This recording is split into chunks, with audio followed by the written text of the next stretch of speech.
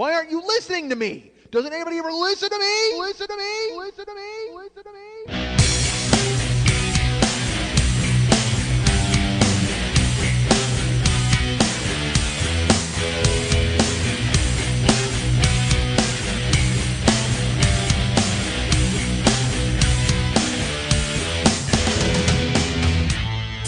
Blame yourselves for this fucking word salad that I just spit all over the goddamn plate. This is all your fault. You and I like to. That's it. I work under the cover of darkness because I don't need the rest of society to look in my eyes and know that is a bad person. Hey, what's happening? Mike Schmidt, 40-Year-Old Boy Podcast. Folks, burlesque drama is all about us. It's all around us. I am hearing all about people who show up, and then there's this happening, and people are yelling, and then there's heckling. What the fuck are you heckling at a burlesque show? Why would you even think that was a good... Look, don't heckle anywhere, all right? Don't talk anywhere. You know what? If you're the kind of guy who would heckle, don't talk ever. Shut up. Shut the fuck up. Honestly. God damn it. Why is it not the Wild West? Why can't we just pull out a 6-gun and blast somebody, right? What the fuck? Let's all move to New Mexico and hate everything. Come on, I want to do it. That's the mood I'm in right now, folks. God damn it. I could not tell you how angry I am. Not angry, sad. Not sad, disillusioned. Not disillusioned. I'm all mixed up. That's what you do when you're a child. You're all mixed up. You don't know what to do. She shatters me in the mirror. I can't believe my eyes. All right, that's the Cars. Whoa, hold on. My earphones are doing something strange. My tweakedaudio.com/40 earbuds are starting to float where one ear's going out and one's not. Is this the connection? It might be the connection. Hi, I just took my mouth away from the mic. That happened last week, folks. If you listen to last week's show, you'll hear that I walked away from the mic a couple of times. Not walked. That seems weird. Yeah, I got up and did a lap around the living room while I was talking. No, I was talking, and then I moved my head away. What are you staring at? Is it fixed? Checking the mic connection to make sure okay. All right, seems like that's Lily Von Stubb. She's the producer of the show, and she makes sure that all the technical stuff works out, except for last week at the 17-minute mark when my voice dropped out 4 or 5 times. All right. Again, though, not her fault. She can't she shouldn't hold my head in place. It's not like, you know what? I should do that, actually. We should build a contraption. That's what we need to do. That would get me out of my funk if I built a contraption. Because God knows I've got the skills for it. Everybody, you guys all know that, right? I'm very handy. I'm good with my hands. Certainly with my fingers. And I'm not going to go any further than that. But but good Lord, I should just build a. You all right? What happened? You got drool all over your face. That was she did a spit take with no water in her mouth. How disgusting is that, folks? That is grim. Damn, shiny chin, get a napkin. All right. I should take a photo because that's half porn looking. Like you almost look like. You had a mouthful of cornstarch and belched it out. All right. I don't know. It was weird. Your spit, it was viscous. It was very, it had a weird viscosity. I just wanted to use the 2 different forms of the word viscous. Yeah, folks, I don't, is there anything worse, folks, than the word no? There isn't, right? There's nothing worse than the word no. Unless you're saying it. I mean, if you're saying no, then it's great, right? Then you're doing everything you can to say no, and well, it works. But you know who's not happy about that? The person on the receiving end of that no. Oh my God, there's nothing worse than no. All right, and I'll leave that there. Folks, and here's a sentence I never thought that I would say. Man, am I happy to be in Los Angeles. You may remember last week's show, I was talking about an upcoming trip that I had. I was going to be going out of town for a few days. And it's funny, part of me thinks I want to just, because I do the beginning of the show and I like to get loose. I like to limber up. I like to do a ramp up, is like I call it. I like to just kind of talk and see where it's going to take me. But part of me thinks that I should get to this right away. Part of me thinks that I should dive right in because I don't know where it will go. I don't know how much of it is going to come out of me. I don't know... that sounded weird, that sentence. I don't know how long. I don't know what kind of patience or tolerance you have either. It's like you might be going, oh man, I can't wait to hear about Philadelphia, and then I'm sitting here and I'm talking about television, and you're like, dude, stop talking about what you watched on fucking television and tell us about Philadelphia. We understand that it was good or bad. Which one is it? Go ahead and let us know. We must know. That's me imitating you folks. Yeah, that's right. That's what you sound like to me. You sound like impatient chihuahuas yapping at my heels, waiting for funny. And God damn it, I have to spread it out in front of you like so much kibble, and you gobble it up. You're tearing me apart. You're not really. Man,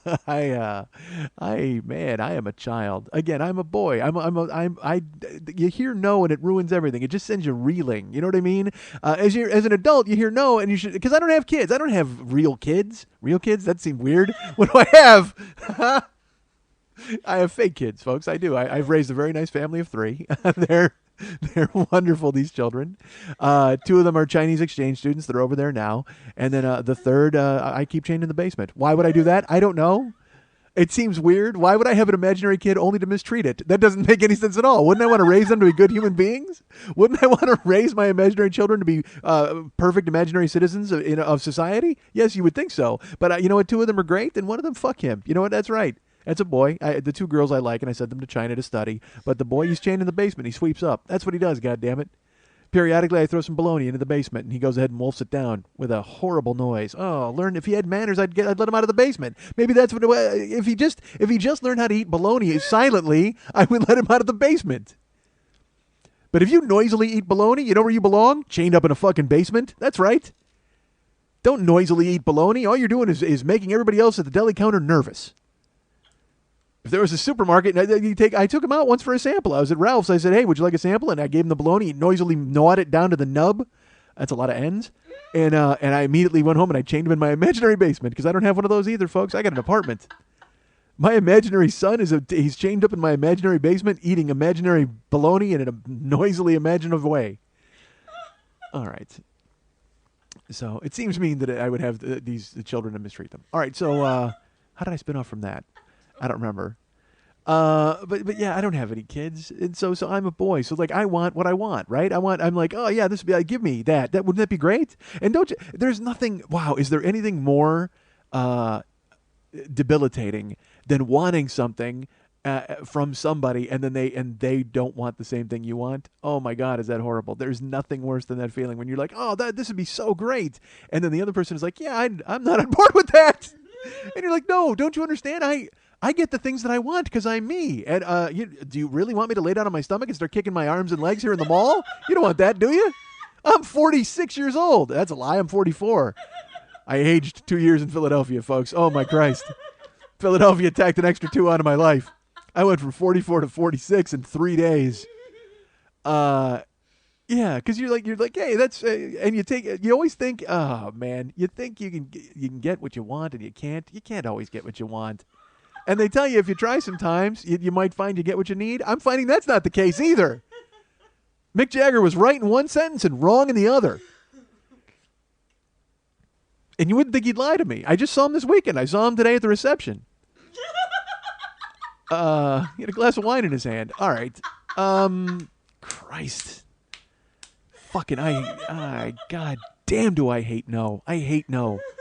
I hate no because then, you know what? Because I think I should always be able to supersede no. I always think that I can talk my way out of no. I always think that if just the sheer will and want of what I have in my being is going to go ahead and overcome a no.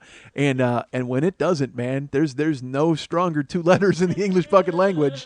No more depressing word than no. Christ. And you know what's funny is when you hear no and then you still continue. Oh my God, is that flailing? Because literally, that's the verbal equivalent of that move in the cartoons as a kid where a guy would just put his hand on your forehead and you would flail your arms trying to reach him.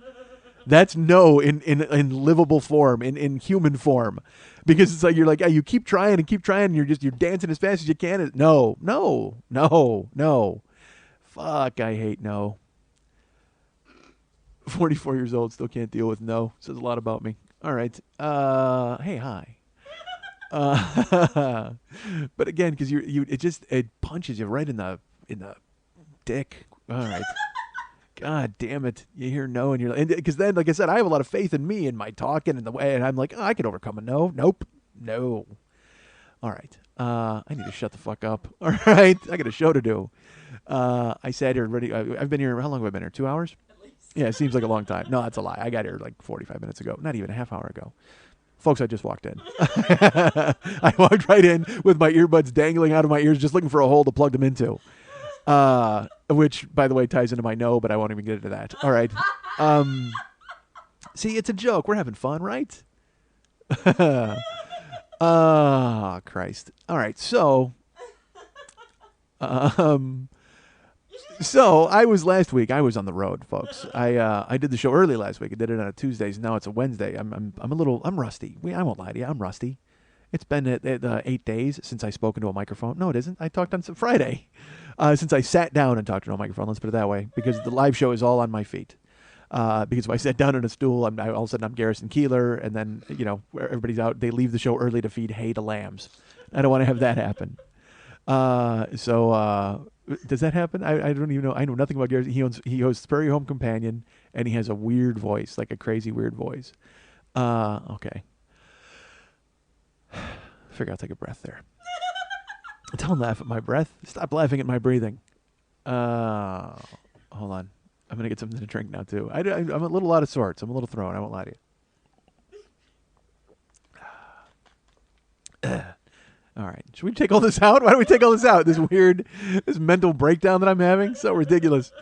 Lily said to me before I sat down, she's like, you know what? Yeah, because I was telling her some stuff, and I'm like, I go, yeah, I don't know if I'm ready for this. I don't know if I'm into a show right now. And she's like, well, okay. Well, she goes, we should just do a show called On the Couch with Mike Schmidt. You should just lay down. I go, are you kidding me? That would be the end. The end of everything, personally, professionally. And I have nothing in any of those areas. But whatever is left, I would go ahead and I would fucking stab them with a fucking toothbrush shiv. Forget about it. Finished. Why is that imagery in my head? Didn't I say toothbrush shiv last week too?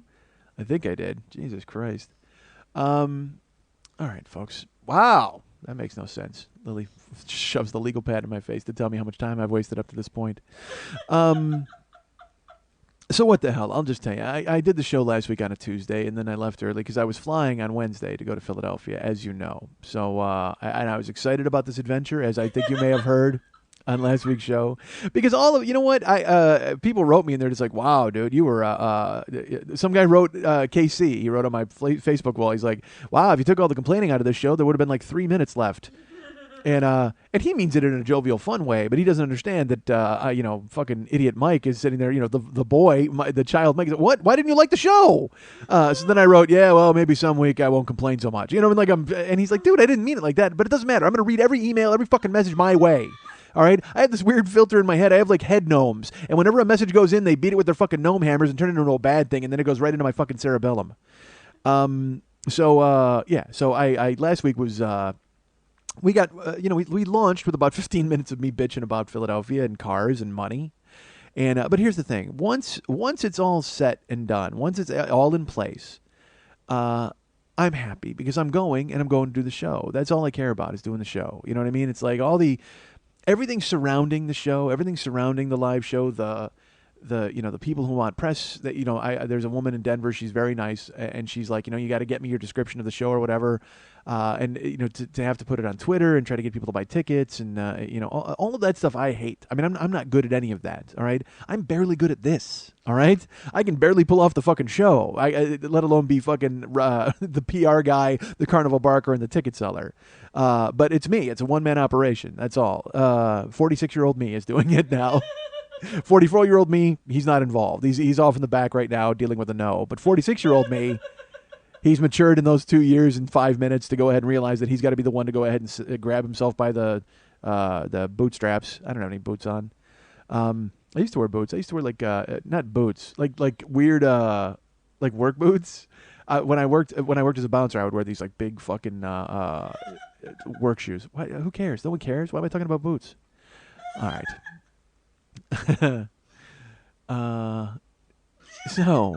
So I was excited about Philadelphia after the rigmarole, after all the nonsense, after the bullshit and the negotiating and the fucking rental cars and this, that, and the other thing. And I was finally, the travel days, because I like a nonstop, as you all know. But who doesn't? Who in their right mind is going, oh, when I book travel, I like to stop as many times as I possibly can. What do you want, a fucking wagon train? No, I just want to go from here to there. I want to go to A to B, and or A to Z, and fuck B through X or Y. No, Y can come along for the way. Y Z. I want to go from A to Y to Z. No, I hate stops. Nobody likes stops when you're booking a fucking plane, but I had to book stops. We all know this. Like, I'm gonna spare you the booking nightmare that I had to go through. We all heard it. Go listen to last week's show. You'll find out why I'm reeling right now. So I do the show last Tuesday, and it was really odd. I'll tell you this. I did the show Tuesday, and then I had to. We worked it different last week. where normally I do the show and then I call Max. Hold on, there's hair in my mouth. Where did that come from? Is that me? I hope not. Well, actually, I hope so. I take that back. In your house, I hope so. And that's all right. That's weird. God damn it. This is podcasting, folks. This is what podcasting is. Some idiot drinking on the air, taking a break, getting hair in his mouth, and not stopping down at all. Just plodding through it and leaving every fucking, that's, I'm not professional at all, in the least. I should have stopped right then.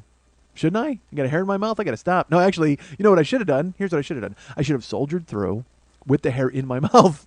I should have just done the rest of the show with the hair in my mouth and, and spared you the detail that there was a hair in my mouth. But now I've brought it to light. And not only that, I've gone off on a tangent about it.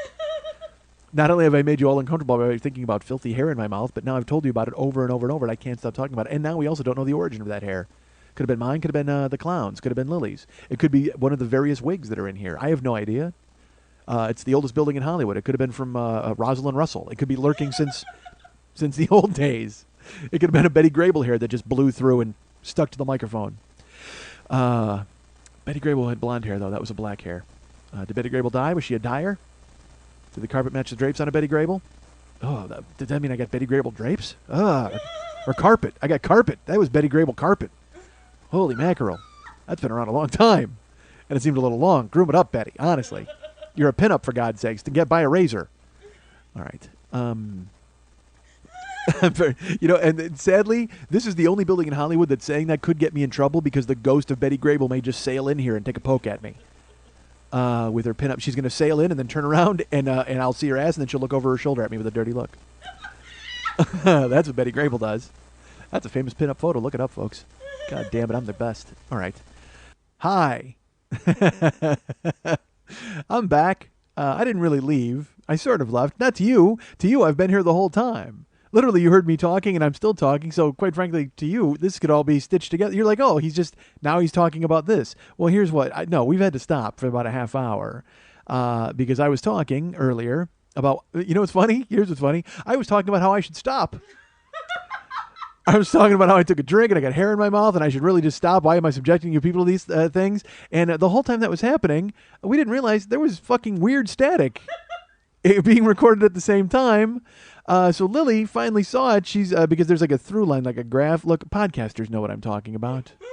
Real people don't. But when I talk, there's like a little jumpy graph and it shows you my voice. So when there was complete silence, it was still being wavy. And Lily was like, wait a minute, hold on. She gave me the high sign, so I had to stop. We stopped down and we lost about 9 minutes of show, folks. Because I kept talking after, all that Betty Grable stuff. And let me tell you, it was the funniest 9 minutes you're ever going to hear in your life. Wait, check that. It was the funniest 9 minutes you're never going to hear in your life. Oh, my God, it was so funny. Regardless, I kept talking. And then when finally Lee asked me to stop, we went back and listened to it. And, I mean, there was crazy static. I mean, not even. Well, you heard it. I guess you heard. You're going to hear a couple minutes of it. And now I'm asking Lily. All right, this is the thing. I apologize. First of all, let me apologize for the static. It's not my fault. It's not Lily's fault. I don't know whose fault it is, but it just happened. You know who it is? Fucking Betty Grable's fault. That's who it is. See, I should not talk about ghosts on this show. That's the bullshit. Because I'm in the house that has like card tricks and Houdini books and all sorts of shit. And sure enough, inevitably it was going to happen where I was going to conjure up some fucking spirit and he was going to try to join me on the goddamn show. And it's just my luck that it happens to be Betty Grable. It physically manifested itself with hair in my mouth. And then it tried to crawl through the microphone with static. God damn it. You heard it. You heard it trying to happen. You heard the phenomenon. I'm not telling any tales out of school. You guys heard 2 minutes of me talking about Betty Grable, and you heard her in the background crickling and crackling, trying to get through right into my goddamn mouth. All I got was a carpet hair. God damn it, Grable. Look, if you're going to haunt me, make it fucking work, all right? Commit to it and do a good job. Learn how to haunt before you set out to haunt, Grable. Don't they teach you any haunting classes in fucking ghost school? Yeah, that's right. There's a ghost school.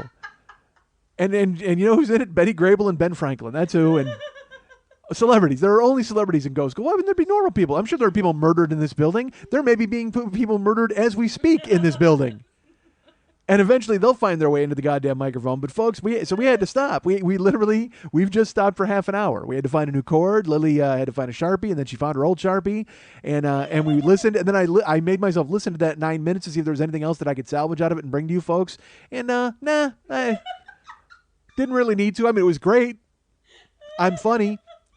But when she tells me that we're going to lose that much show, I fucking panic. I panic because I don't have a script. I mean, I don't know what the fuck I'm going to say. Whatever comes out of my mouth comes out of my mouth. So I'm thinking in that 9 minutes, did I say anything that was really fucking genius or anything that I really can't afford to lose? Yeah, you scoff at genius. I don't blame you. Nothing I say is fucking genius. All right, I get that. But was there anything that was funny enough that I can't afford to lose it?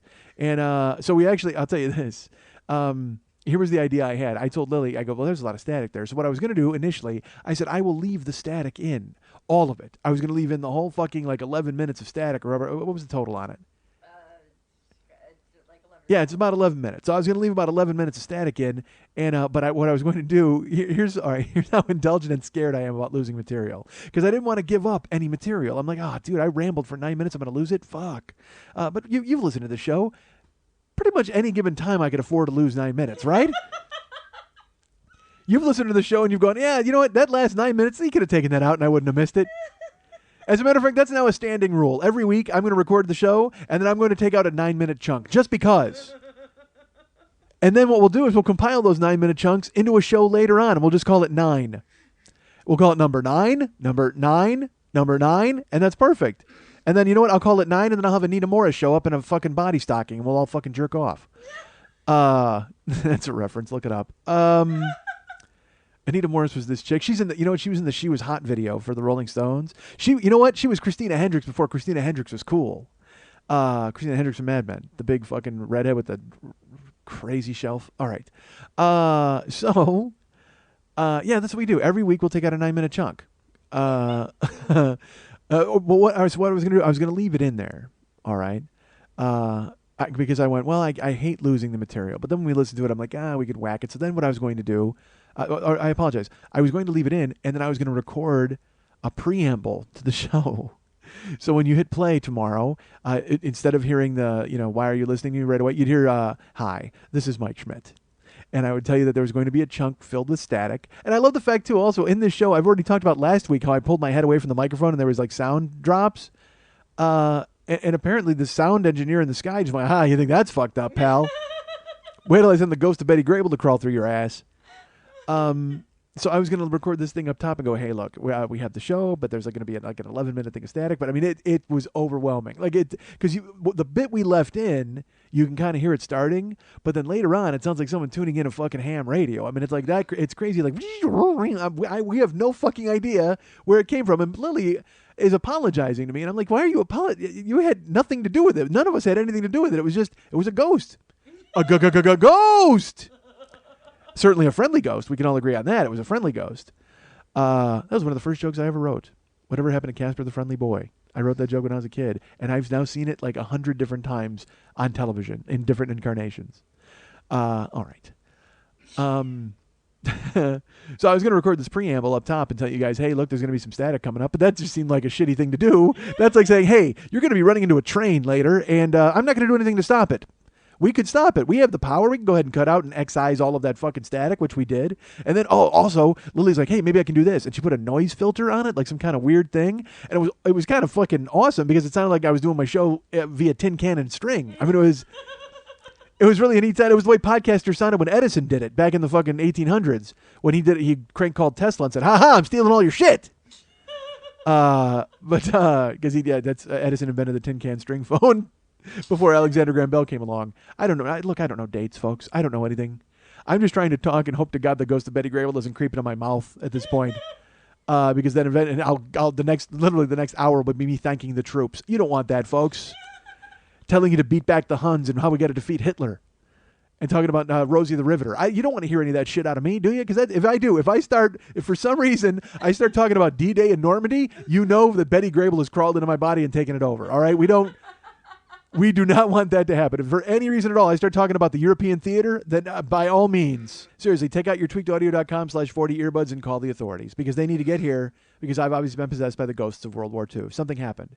If at any point in this show I stop talking, stand up, and I kiss a nurse in Times Square, by all means, realize that for some reason I have been taken over. If at any point in this show I go ahead and take a picture of a general in Vietnam shooting a guy in the head and it's a perfect photo of that action thing, then you know that things have gotten really serious. Because that's not even a Grable. Who's that? Who's a '60s pinup? Who went to Vietnam? Were there even pinups in Vietnam? I don't think there were, right? It was just Bob Hope and a golf club and a bunch of fucking angry soldiers. You can't jerk off to a ski nose. Get the fuck out of here with your bad jokes. You're on the road back to America. Yeah, we're on the road to Khe Sanh to win this fucking war. We don't want to sit here and listen to you talk about golf, you fuck. Jesus Christ, Bob Hope. What the fuck are you doing here? That's got to be the worst if you're the troops. You show up and there's Bob Hope. Because there's going to be hot chicks. Inevitably, there's going to be some hot chick who walks out. But now you got to sit through Bob Hope and his fucking putter. Oh, Christ. I gotta be honest. At that point, I hope the Tet Offensive breaks out right there. And somebody shoots Hope in the face. Yeah, that's right. I root for the death of Bob Hope, even after his death. I would dig him up and kill him again if I had the power, if I knew where he was buried, if I had the wherewithal to shovel. I've certainly got the wherewithal. Look, if you know anything at all about me, folks, you know that I have the wherewithal. That sounds like a medication you would take. Try wherewithal. All right. I should be on medication. So, Adderall, wherewithal. Wherewithal would be, you know what, that steals you to take the Adderall.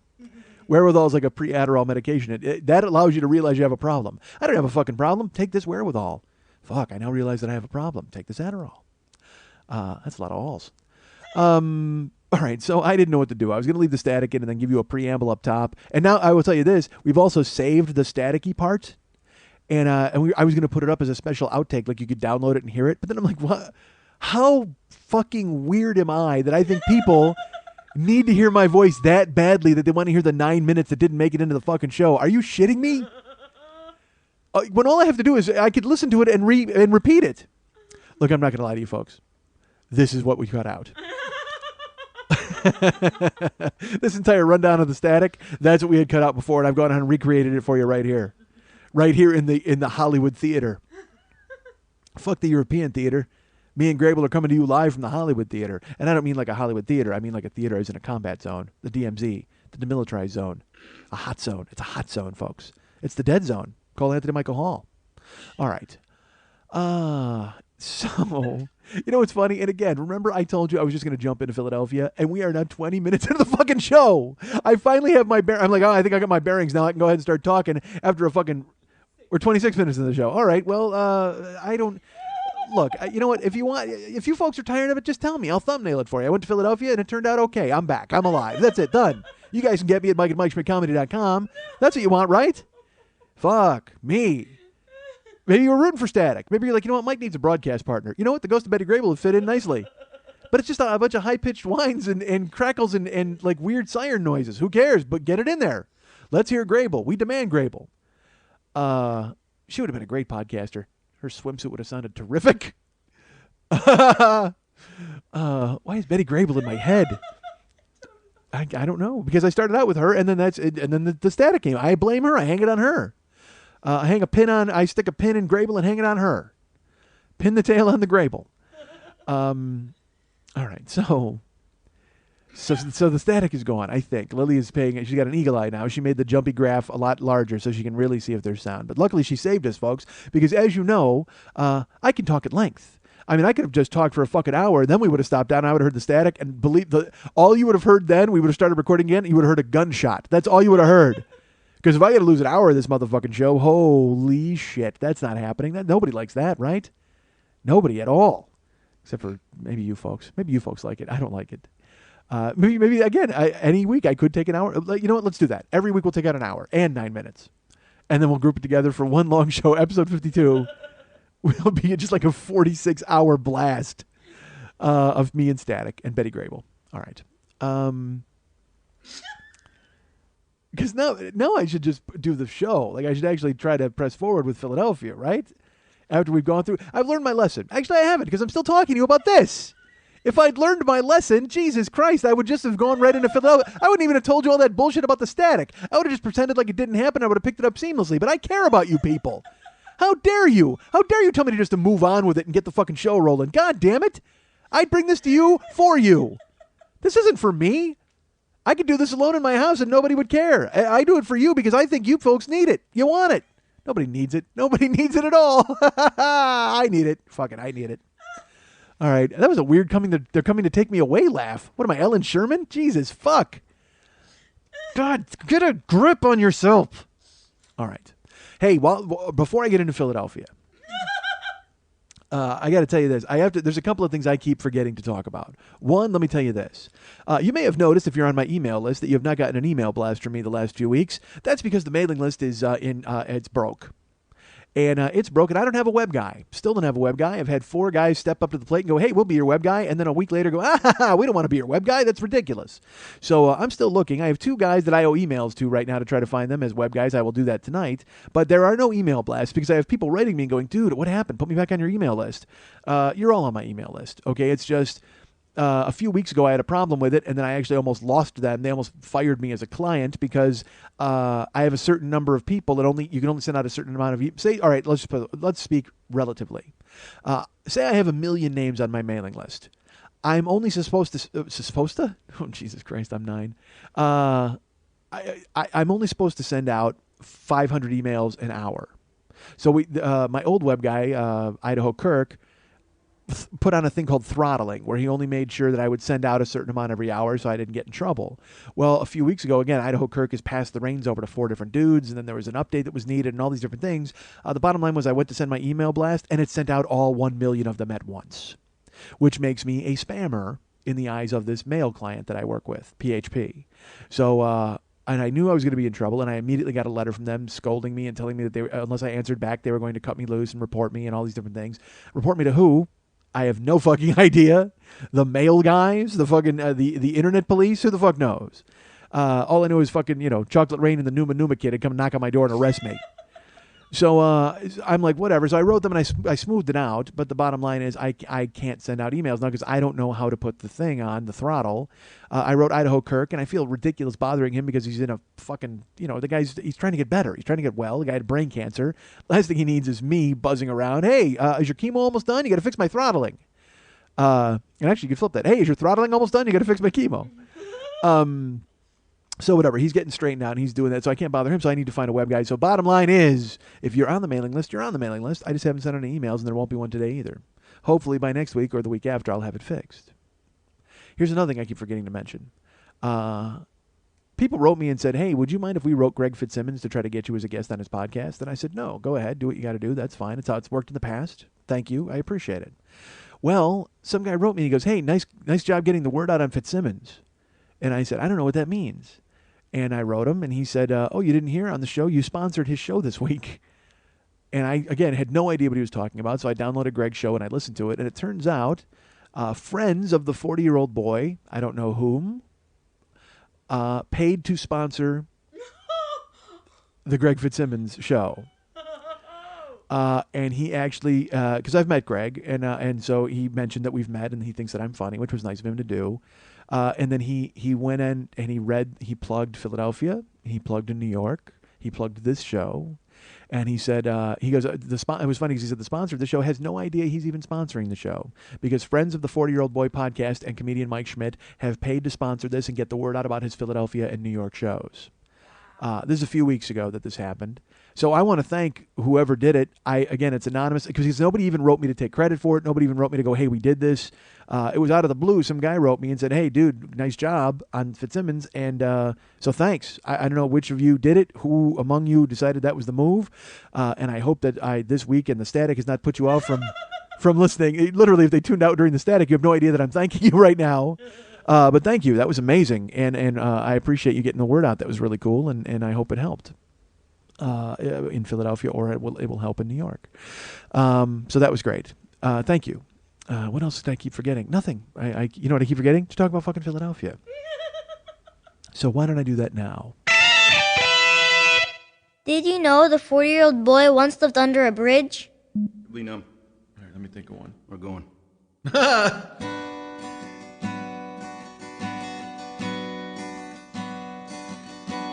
Hello. Bring my milkshake to the car, please. Well, I didn't mean now. I mean now. I didn't mean then now. So now I'll talk about Philadelphia. I thought you needed a break from my voice. Even though I think I probably was one of the guys in the commercials. I might have been. There's a guy who sounds like me. We hired him. So, last week's show, I told you all about my adventures in trying to get to Philadelphia. The show was last Friday, and I was flying on Wednesday. And I should also tell you this. I had T-shirts in Philadelphia. They were specific to the city, you know, the design and all that kind of stuff. Let me go into the T-shirts for a little bit here. I've played T-shirt before. And I've dealt with many companies, and it's always been a little. Let's put it this way: if I've gone to many T-shirt companies, that'll give you an idea of how well it's gone with the T-shirt companies. So finally, I said to Mex, I go, because there's something about our artwork. It's a painting, so it's very hard to duplicate onto a shirt. You have to do a certain thing. They have screen printing, they have direct to garment, all these different things. But the bottom line is we need to make sure that the colors are vibrant and look good on the shirt, because it's too easy to have them just sloppily put it on the shirt and mass produce it. That's not what I want. The only reason I'm doing shirts is so they look fucking cool. I don't even give a shit about money. I mean, I want people to go. I don't want anybody to look at my shirt and go, how much? I want people to look at my shirt and go, fuck, look at that shirt. Which is, so I don't really care what it costs to make them, which is a detriment probably to my future. But I just want them to be great, because I don't want to do anything half-assed. Doesn't make any sense. Mex's artwork is great. Why shouldn't it be represented in the best possible way on a shirt? And I want you guys to look at stuff that you would be proud of wearing or owning. I don't want you to, again, I don't want to just fucking quick bucket and put out an I'm stupid. That's just dumb. Write that down. I'm stupid. Quick bucket. That's the next shirt. No, I'm teasing. You didn't know what you looked at me like I meant it. All right. So what we decided we had to do was Mex had to go find a T-shirt company, and he had to do it in Chicago. He had to find a place, because I know nothing at all about the artwork. I will talk to them. I'll talk all the business in the world, but when it comes to the colors and the art and the transfer, and because Mex, he knows infinitely more than I do about that kind of stuff. So I said to him, look, can I impose upon you? Why don't you take your designs, find a T-shirt company around you, and bring them the designs and see if they can do what we want. And he's like, well, okay, I'll shop around. I'll find a place. He found a place. He talked to them, and he told them what he wanted. He brought the designs. They said that they could make it happen, and they quoted us a price that was pretty high. But I told Mex, I go, look, I don't care. Let's do shirts for Philadelphia, and I'll tell you now, we're doing shirts for New York. I said, let's do shirts for Philadelphia and New York and see how it goes. And what we'll do is we'll fire our best shot. I'll throw my best fastball. We will make the best shirts we can, the ones that we want. Because Mex is like, well, look, I can do a one-color design. I can do all these different things. I'm like, fuck that.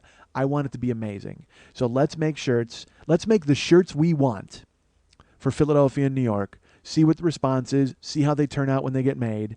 And after that, we'll adjust on the fly accordingly and see what we got to do. So he's like, all right. So he went to these people. He looked at it. They quoted us this price, and I'm ready to pay it. I was fine. So Mex finished the designs, and he said, you know what, let me go to them. And then he goes, when it comes time to pay and everything, they'll call you. I said, fantastic. So it was a T-shirt company in Chicago. They call me up, and I got Brittany on the phone. Always good to do business negotiations with a Brittany. And she was real nice. Everything went great. And I tried to explain to her what we were trying to do, and she kind of understood it. I think she understood. Mex told them I was a comic. I was going on the road, and I needed to take shirts, that kind of thing. And they all took it in stride. They were like, all right. They quoted me a price. Everything was fine. And I told Brittany, I go, well, take a look, figure out what shipping is, how long it's going to take, everything. Give me a number and call me tomorrow. She said, okay. So overnight, I get an email from the guy who runs the T-shirt shop. Because we'd been dealing with Brittany and somebody else. Well, should I throw a plug for these T-shirt guys? Yeah? All right, it's a place called Boomer Tees in Chicago. And I only want to throw the plug so I can tell you that I got an email from Boomer. So the next morning I get an email from Boomer, and it just says T-shirts. So I open it up, and he goes, you have the best website I've ever seen. Now I know what you're trying to do with these shirts. I wasn't sure. I didn't know if you were just getting, shirts. He wrote that he now understands what I'm looking for, what I want, and he will do his best to make it happen for me. And he goes, I love them. I love the whole concept. And I'm like, great, Boomer. That's fantastic. Because as you know, folks, whenever I design anything, I do it with a boomer in mind. I'm always thinking how I can appeal to the boomers of the world. And thankfully, this boomer stepped right up and said, dude, I am with you right now. We are simpatico. And I said, I have always thought that I was on a boomer wavelength. It's good to get confirmation. So that was awesome. So then I called Brittany, and she's like, hey, it's this number. And oddly, the number changed from when we negotiated first to when I talked to Brittany next. It actually went down. And I'm thinking that Boomer stepped in and went, no. This guy, because we told them that there are going to be other cities and we would like to bring other orders to them and stuff. And I think they took that to heart and realized what it was. And they decided to make us part of the Boomer Tees family. And so I said, all right, fine. I negotiated. I'm going to pay. I gave my credit card number. We squared it away. They sent me the designs. Everything was good. And then I said to Brittany, when will the T-shirts be here?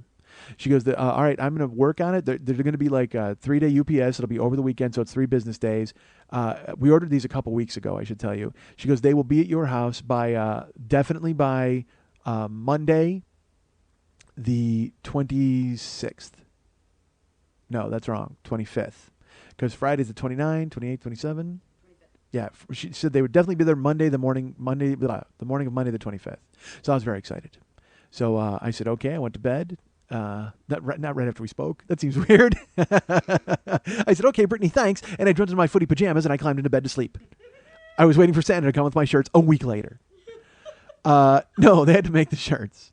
So they made the shirts, and they were very hands-on, which was great. They contacted me whenever they thought they had a question. And there was a guy who worked there, and he wrote me an email, and he called me. He's like, I'm really sorry to bother you, but this isn't matching up the way I think you want it to, and this is what I think you should do. And he did. And I wrote him, and I said, look, first of all, no need to apologize. I am so happy to have somebody contact me to find out what I want, rather than just go ahead and put whatever shit they thought they should put on the goddamn shirt and then ship it to me and go, what? Isn't that what you wanted? Thank you. And so we straightened it out. And then he wrote me an email, and he goes, I just want to thank you for thanking me for being proactive on this, because you have no idea how many people, once they give an order, when I call, they like, what do you want? Like I should just be able to read their mind. So thank you for being willing to be communicative. And now he and I are dating. Why the fuck did I tell you all that? It sounds so stupid. And then I sent him a picture of me, and then I guess we're okay. He liked it, I guess, because we're still in contact.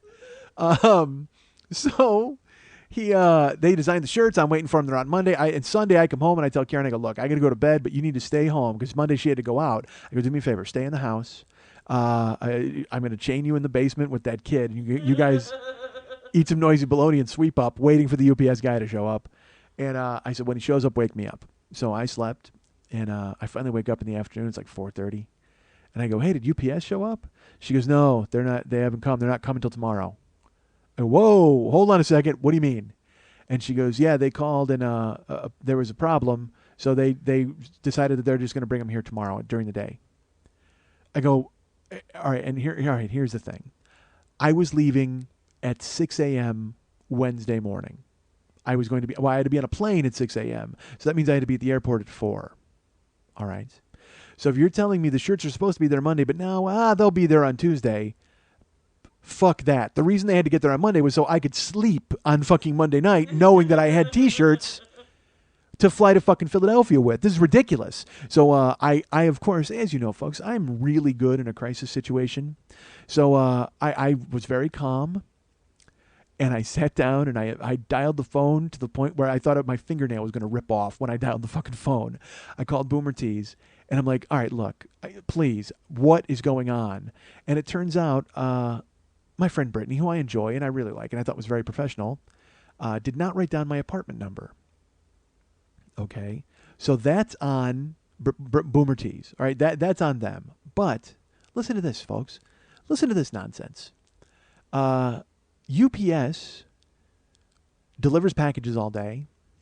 If they come to a building that's an apartment complex, this is what I found out. Because I talked to Brittany. She told me, I'm sorry we didn't give them the apartment number, but I went ahead and authorized it for them to drop it off tomorrow at your apartment. I said, Brittany, I'm on a plane tomorrow.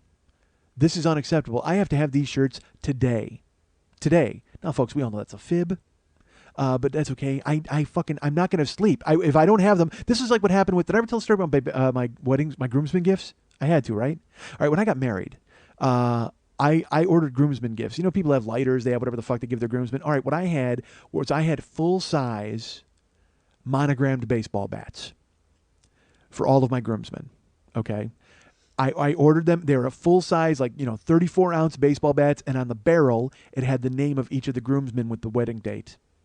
And their nickname, like not just their name, their nickname, and that kind of thing. So it had David Mex Hernandez. So, and look, it took me, I found this guy who made them. I ordered them like out of the back of a baseball newspaper.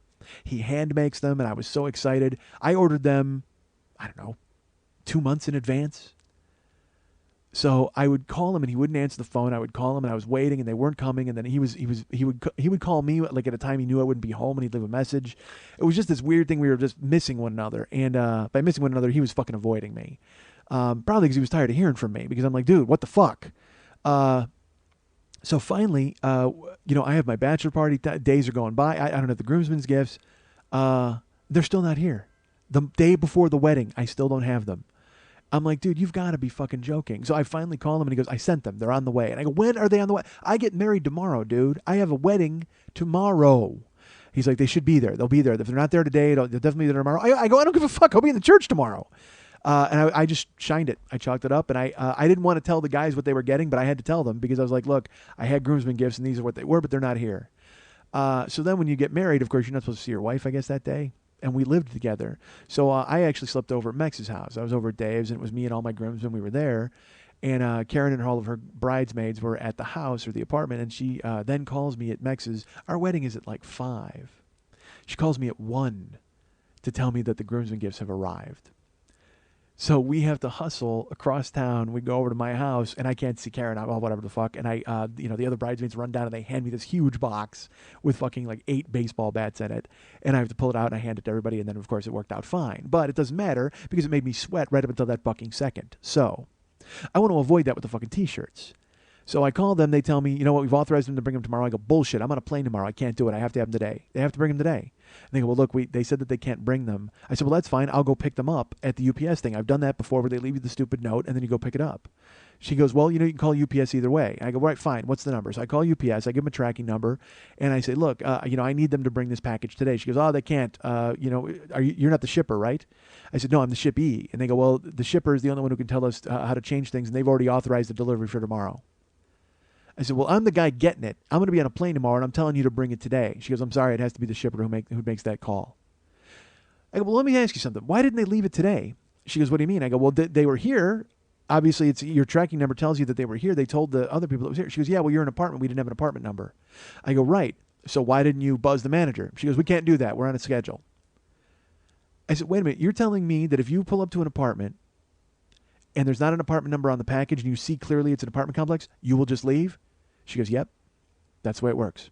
She goes, if we don't have an apartment number, we can't search all the apartments for you. I go, you don't have to. My name is on the package. There's a name on the fucking buzzer. You can buzz it and I'll come out and get the fucking package, right? And I said it just like that because I'm a very calm person. And she's like, sir, I'm sorry that you're getting upset, but there's nothing I can do for you here. You have to get the shipper to call us.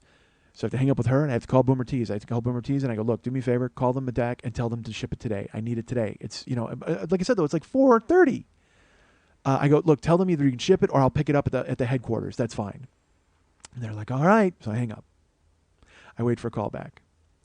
And about a half hour goes by. I finally call Boomer Tees. I go, what happened? And they go, oh, yeah, they said it's no problem. They can't bring it to you, but you can pick it up at the place. I go, well, what time? They go, well, I don't know. Like now, they didn't really say. Fuck. So I got to call over UPS. So I call UPS and I go, look, they're telling me now that the shipper said that I can pick it up there. They go, yes, you need to come by after 8 o'clock tonight. And I said, well, it's 5 now. And she goes, well, our guy is still out driving. I go, oh, he's still out driving? Why doesn't he bring them to my house? It's apartment 8. She's like, look, that's not the way it works. Unfortunately, he's already on another side of town. I'm like, fine, 8 o'clock. Well, no, it'd be best if he came after 8 o'clock. Fine. I'm sitting there fuming. I'm so angry because I knew it can't be easy, right? You heard last week. You know who fucking took the? I bet there was an apartment number. I'm willing to bet there was an apartment number on there, and some secret agent from Philadelphia snuck in and erased it. That's what fucking happened. Again, you folks don't want me in your goddamn town, so you did your best. You're like, you know what? He's not going to be able to bring that merch. Scritch, scritch, scritch, scritch, scritch. Goodbye, 8. Motherfucker, you people are sneaky, and you don't care who knows it. So now I got to tick past the hours. I got to wait for fucking past 8 o'clock. Finally, I go. We get dressed. I bail. I go over to the UPS, and there's a line. There's like 4 other people who also apparently didn't put their apartment number down because Philadelphia snuck in and erased it looking for mine. They're just erasing indiscriminate apartment numbers. So I waited. There's this tiny little woman working at the counter. And I'm going to say this, too. This is going to sound horrible, and this is going to say a lot more about me than it should. But she was just a plain Jane, looking girl. She was just normal. But Jesus, did she look hot in that little UPS suit. Oh, my God. I don't know what it was, but that I can tell you what Brown does for me. It gives me a fucking raging hard on while I'm in line to get my package. Because she had her little hair up and she had her nails were like painted, but she was wearing the brown suit, but no makeup, and she just looked fucking awesome. Oh my God, that looked great. You know why? Because it played into role playing, I guess. Just that weird, hey, special delivery. I got a package for you. Hey, I got a package for you. Come on in. Wait, did I make the static come back? Are you sure? I banged on the table with the computer. I'm a fucking idiot, folks. Because I'm role playing. I'm role playing as a UPS hot chick, and sure enough, I go ahead and kick the static right back in. The ghost of Betty Grable, I woke her up by pounding on the table. Are we sure we're okay? Do we need to stop down and listen?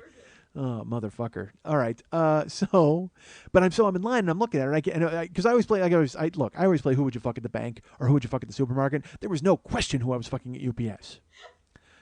Because I'd been tired of UPS fucking me all day, quite frankly. So now the tables get turned and the brown shorts get dropped. So I'm in line and I'm waiting. And she's tiny. She's a little spinner girl, and I'm fucking waiting. And she helps all these other people. And then all of a sudden a bearded dude comes out. I'm like, oh, I don't want to deal with bearded dude. I want to deal with a hot fantasy fucking brown dude from a UPS chick. The only thing would have been better if she had had the little hat on. Oh my God, would that have been great? There's a great picture online of a hot UPS girl with a UPS top and hat, but a thong. Oh man, it's a great picture. All right, so that probably played into things as well. So anyway, I'm in line, and Beardy comes out, and he's fucking helping people, and I'm like, no, I'm hoping that other people. And so finally, Beardy goes back for a package, he disappears. Ha, my turn, hot girl. So I walk up, and I'm like, and I look like hell, but I don't care. I just want the fucking package at this point. But I'm happy that she's dealing with me. So I have to give her my name, then I have to give her my address, and I give her my apartment number. She goes, "This is an apartment?" I go, "Yes, it's an apartment. They should have told you it was an apartment." And I started to lose and I go, "Wait, scale it down. It's not her fault. She's been here being hot all day." So I just go, "Yeah, I have an apartment, and that's why I'm here. They didn't have the apartment number, so they couldn't leave it. That's why I don't have a slip, because I guess your policy is to just drive along." when you see it's apartment, you just go, "Hey, let's get the hell out of here." She goes, "All right, well, I'll go check." Takes my ID, does my thing. She goes in the back, and I'm waiting. And Beardy comes out. He's, "Anybody else need any help?" No, he goes in the back. So he's alone. Beardy's gone. It's just me and the swinging doors. And I'm waiting for the hot chick to come out with my package.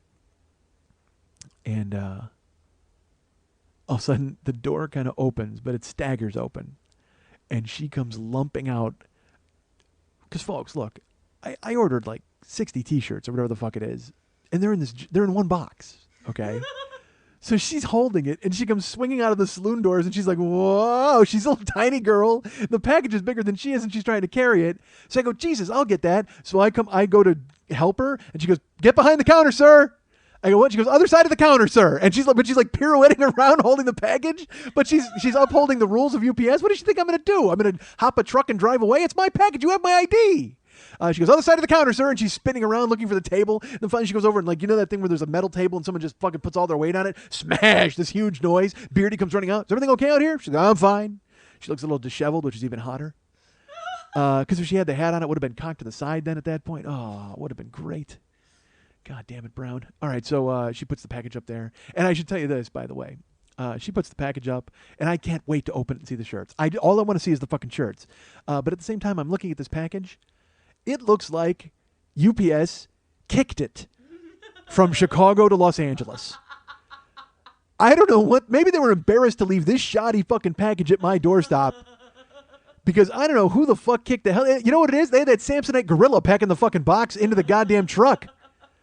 Unless, the only thing else I could think of was if this fucking spinner dropped it 9 times on her way to the goddamn door, because it is beat to shit. The tape is hanging off it. There's like black marks on it. What the fuck? Did you bring this via Underground Railroad? Holy God. So she brings out, slams it on the thing. She's doing the beep bops with my ID, and I'm looking at I'm hoping to God that my shirt hasn't been destroyed or stolen, because it's open. It's hanging open and it really looks like it's been through the fucking ringer. And it's a big box. It's not like they have a big compactor that they would put those through. Maybe they do. I don't work at UPS. What the fuck do I know? Again, they could have grape ape delivering packages. I got no fucking clue. So sure, she does it all.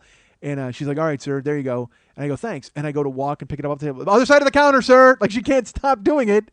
And she's got to carry it over. She's got to carry that last 3 feet. So it doesn't lift with her knees. I don't know how she even qualified for the suit. She goes over and she like lifts it up and she's bracing it on her back, and she wobbles over and then puts it down on the counter. I'm like, thanks. And I just fucking throw it on my shoulder and walk out. And I throw it in the car and bail. So there was that, folks, with the T-shirts. I get them home and I open the box. Thankfully, no damage. Nothing was wrong. Except, this was weird, because they were all printed and packed together. They smelled like vinegar. Because there was like a smell to the paint or something like that, and it was that much paint concentrated in that small of an area. And the only thing, maybe the vinegar burst open the seams of the box. I get no fucking idea. So whatever, that's the T-shirt saga. I got them and everything was fine, and so I just had to go home and get them squared away. So I had them Monday night. So I'm like, all right, good. Wednesday's going to work. And then I came here Tuesday, and I went ahead and did the show. Did not want to tell you about the T-shirt saga because I figured, you know what? I've got enough complaining going on. I almost did. Like, I started telling you about everything else, and then I went ahead. I'm like, gosh, tell them about the T-shirts. Nah, save it. They want to hear more complaining next week, you dick. So again, we all know Philadelphia's against me, right? They hate me en masse. The entire crew, everybody in Philadelphia has decided that they don't want me to come to town. So they've formed a plan. They formulated a plan. It started, as I mentioned, with all of the rental cars and the prices for the airlines and things like that. They were like, you know what, that'll surely keep him out. But they saw that I was able to fight through it. They saw that I was able to fight through it and make sure that I was still coming to town. So then they like, well, we got to sabotage his T-shirts, right? This motherfucker's weird. He won't travel without his T-shirts. Aha, you know what? I overrode you in your fucking apartment erasing ways. Me and Brittany and Crazy Hot Spinner Brown, we went ahead and we took care of everything. I got my T-shirts. I was ready to roll. I did my show Tuesday. Sure, I bitched a little bit about Tuesday, but then, you know what? I should not have bitched last Tuesday because it let them know that I was on to them. They knew that I knew of their nefarious plans. Ha. So they can go ahead and step up their efforts. I wasn't even thinking that. I thought I was just recounting it. And if anything, if you remember at the end of last week's show, I basically dared Philadelphia to try to keep me out. Well, the city decided to take that to heart. Wednesday morning, I got to fly a red eye, as I've mentioned. I get to the airport. Everything's great. My wife drops me off. I climb inside. And I have a bag to check this time. I actually have to check a bag. I will tell you this, though, folks. As I've mentioned, my flight from Los Angeles to Philadelphia with a stop in Chicago was first class because I went ahead and used some miles that way. So you get out of the car, and it's very different when you're in first class because they don't charge you the $25 for your bag. I walk out of the car, and I take my bag over to a car, the porter, and bag hop. What the fuck do you call him? I forget his name. There's a name. Skycap. There you go, Skycap. I'm a big shot. I hand it to him, and he looks me up. He's like, oh, sir, and he puts a priority label on there because, folks, I am a goddamn priority. And he takes my bag, and I hand him $5, and I move on my way. And I'm like, all right, I'm feeling pretty good about myself. I am going to Philadelphia. I've got T-shirts. Bag is checked. I'm ready for first class luxury on the way to Philadelphia. So I walk in. They check my ID. They put me in the security line. Not a hassle at all in the security line. Everything seems to be fine. I just breeze right through because, again, folks, I'm in first class. They just say, what are you in first class? You're too rich to blow up the plane. Come on right through. They stare at my balls for a while, and they let me get on the plane. Boom, I go in. So I meander my way in through there. Everything's fine. I look at it. I'm waiting for them to call the first person. And there, by the way, there's a Burger King right by my by the gate. And it's funny. I actually Twittered this. In the real world, I would never eat at Burger King in my life. I'm finished with Burger King for the rest of my life. I don't want to eat there. Never will again. But in an airport, I would kick a child in the face for a croissant sandwich. I don't know why. All of a sudden, because it's the last resort. It's the last thing before you get on the goddamn plane. But in my head, I go, you know what, dude? Don't eat because first class. That's right. I've got food coming my way. I don't know what the fuck it's going to be, but I'm excited about it. I know there's a chef on board. Maybe not. I have no idea. There might just be trays with freeze-dried eggs, as I mentioned before, but I don't care. I'm excited to see what it is, and I'm going to be in first class doing it in 6F.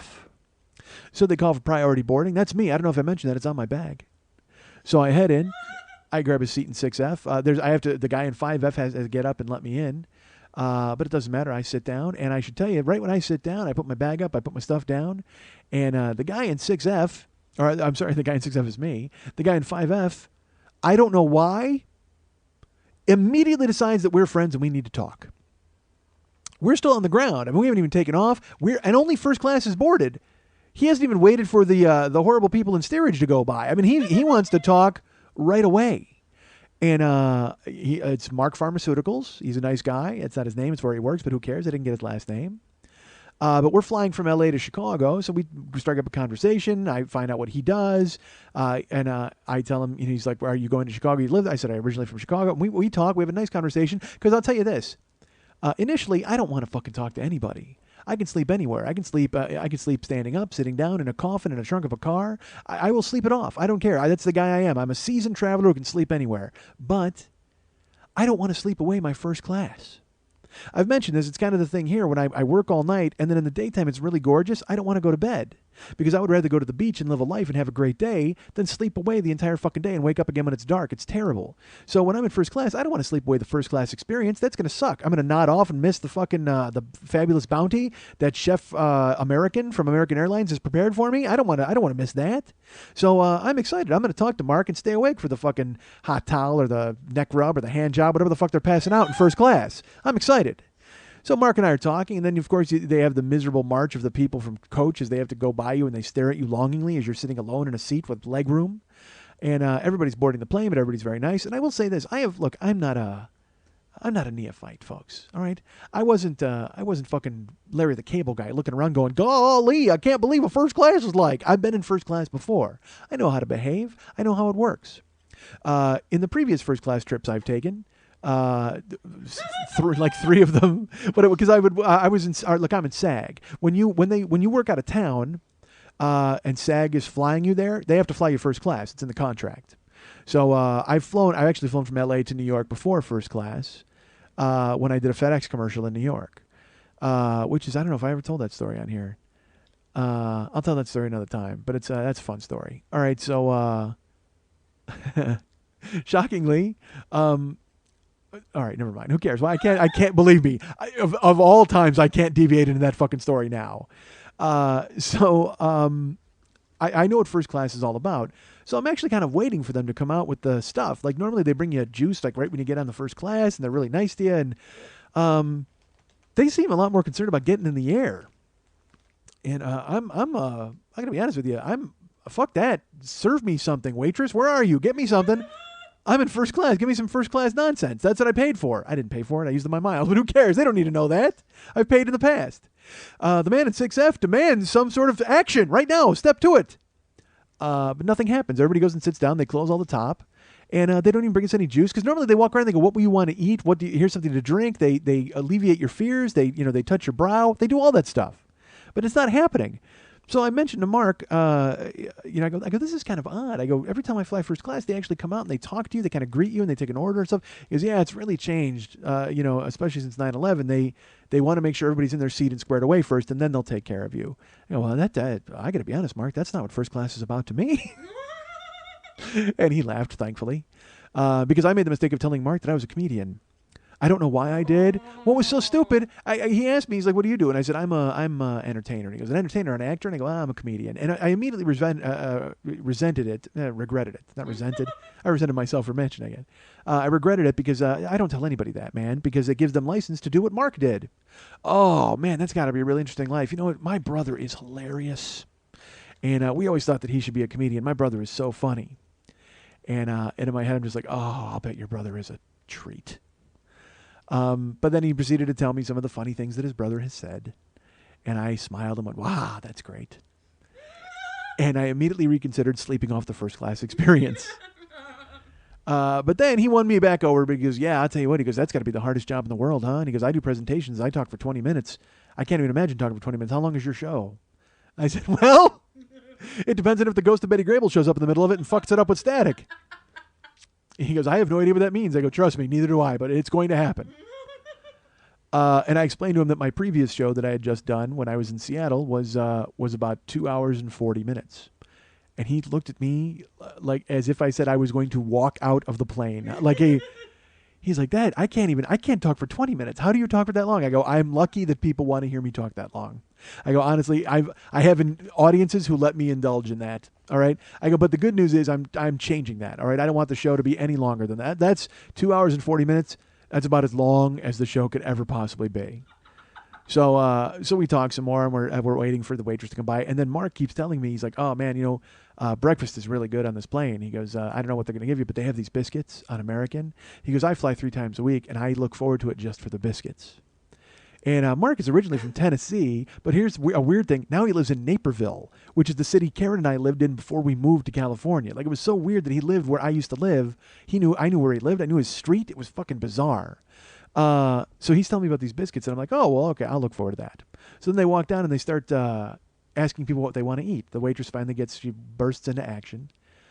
And like I said in the beginning, it didn't seem like first class, but then when the first class stuff starts kicking in and you realize you're in a seat by yourself, and then you get the leg room, and they start coming around and giving you a free juice and just say, hey, you want some juice? What do you want? And it's very personal service. You really see the delineation between first class and coach. Now, and I'm not telling you anything you don't know. All right, Seinfeld's covered it. Bridesmaids this summer covered it. A million people covered the difference between first class and coach. But it's never more stark than when you're right in the middle of it.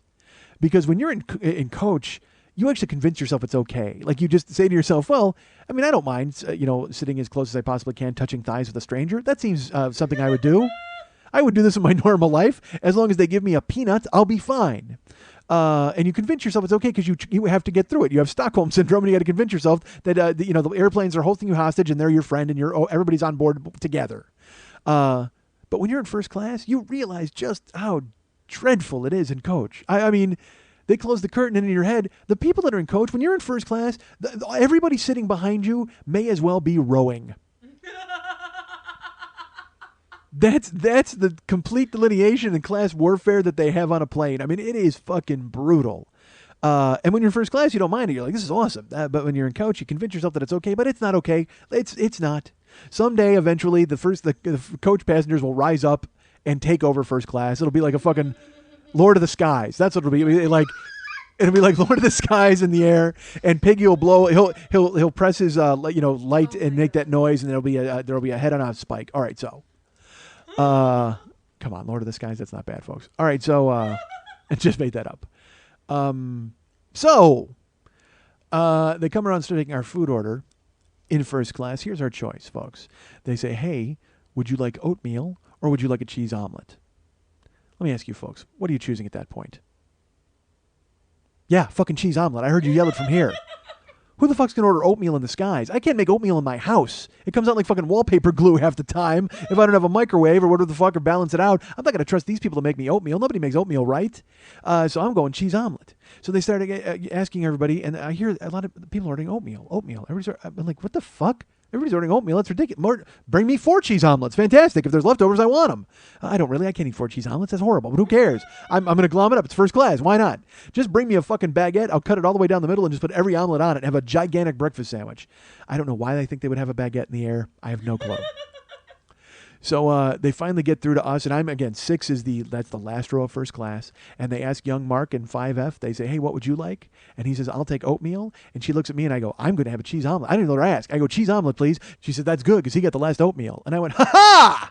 Like I laughed almost right in his face for ordering oatmeal on a plane. Why? Mark's my friend. Why should I go ahead and make fun of him? That makes no sense.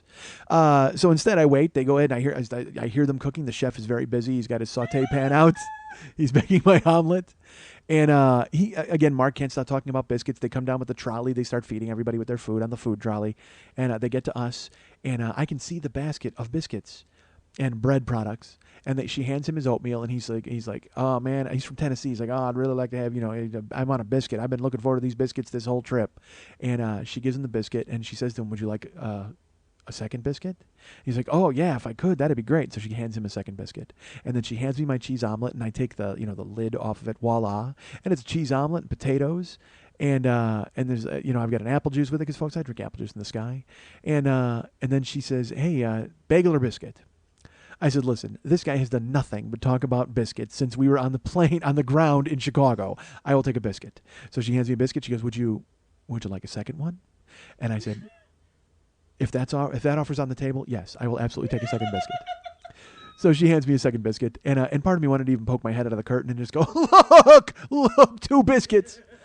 So I sat down, and then she gave us each like a pound and a half of butter. Like, I mean, it was just insane.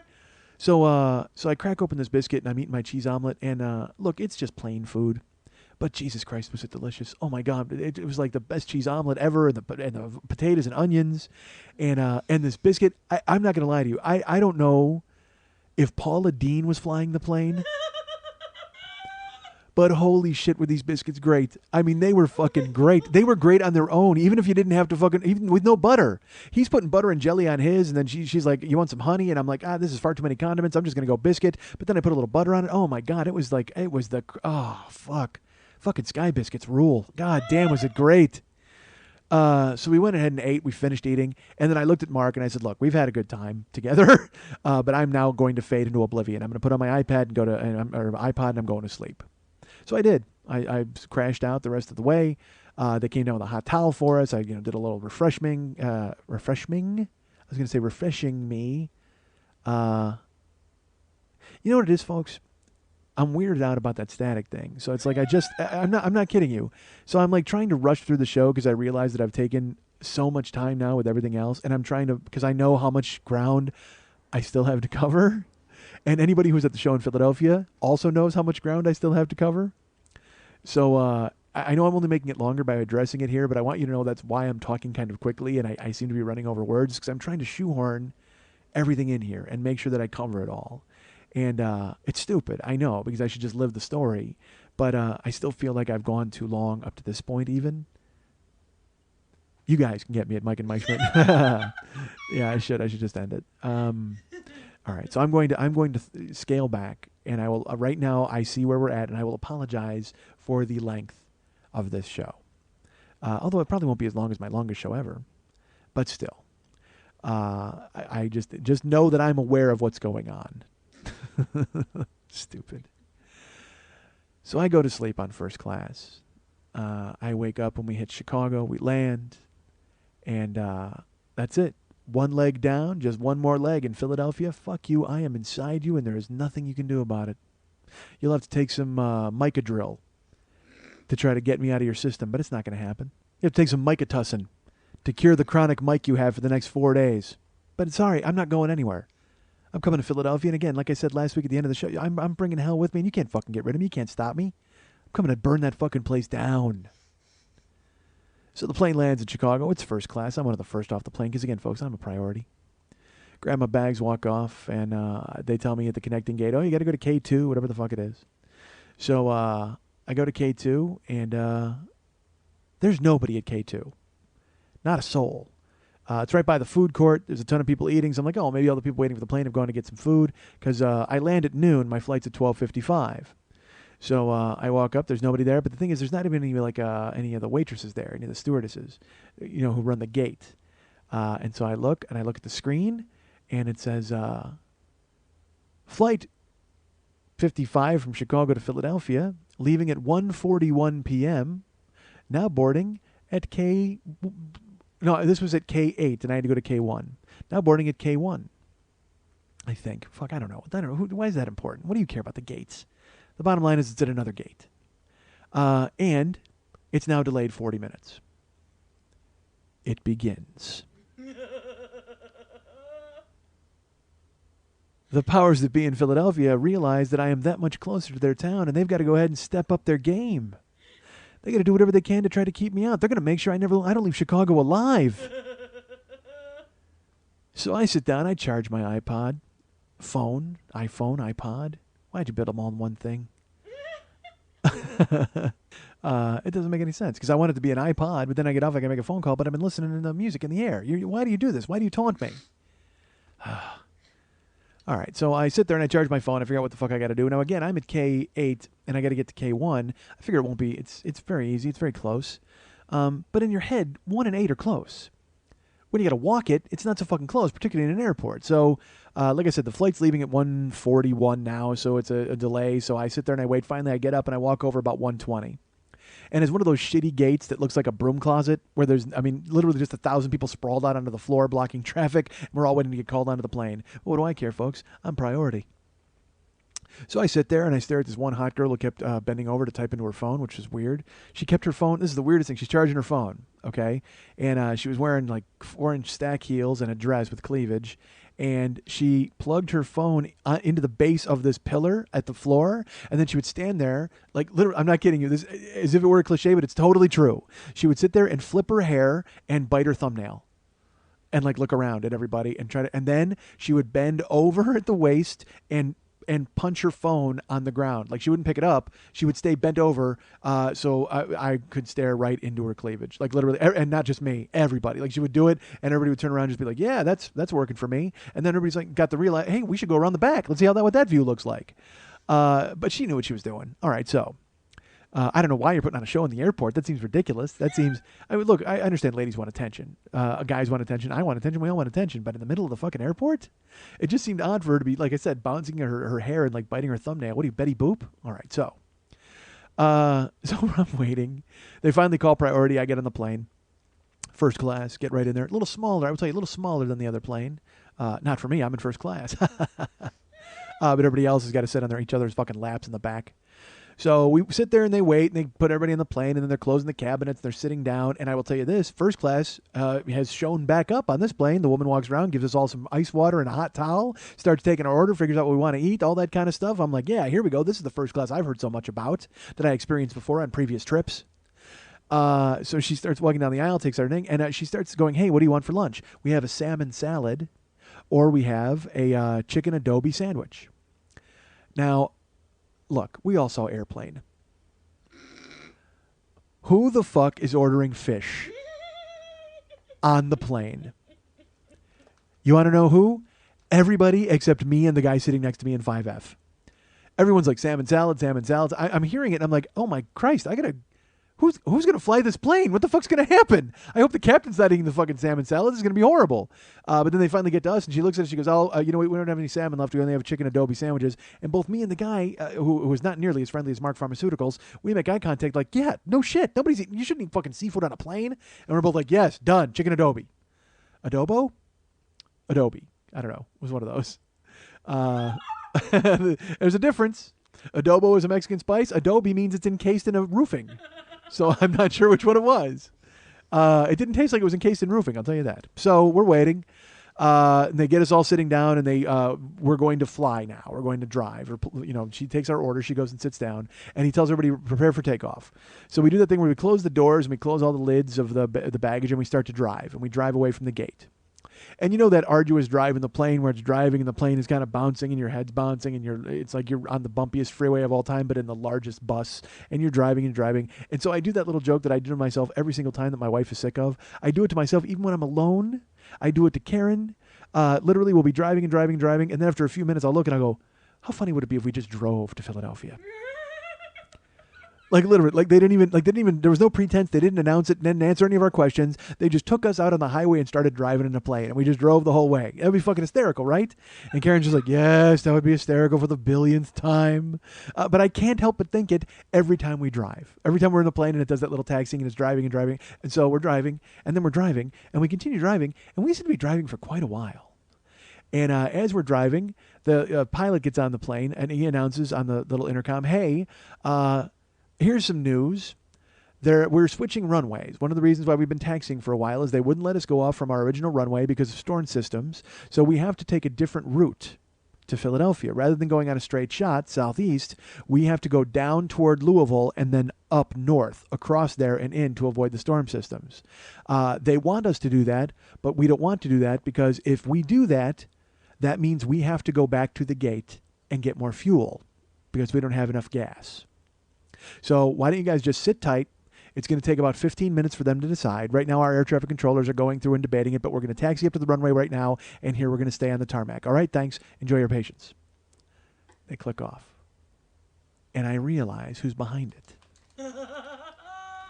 Fucking Philadelphia's behind it.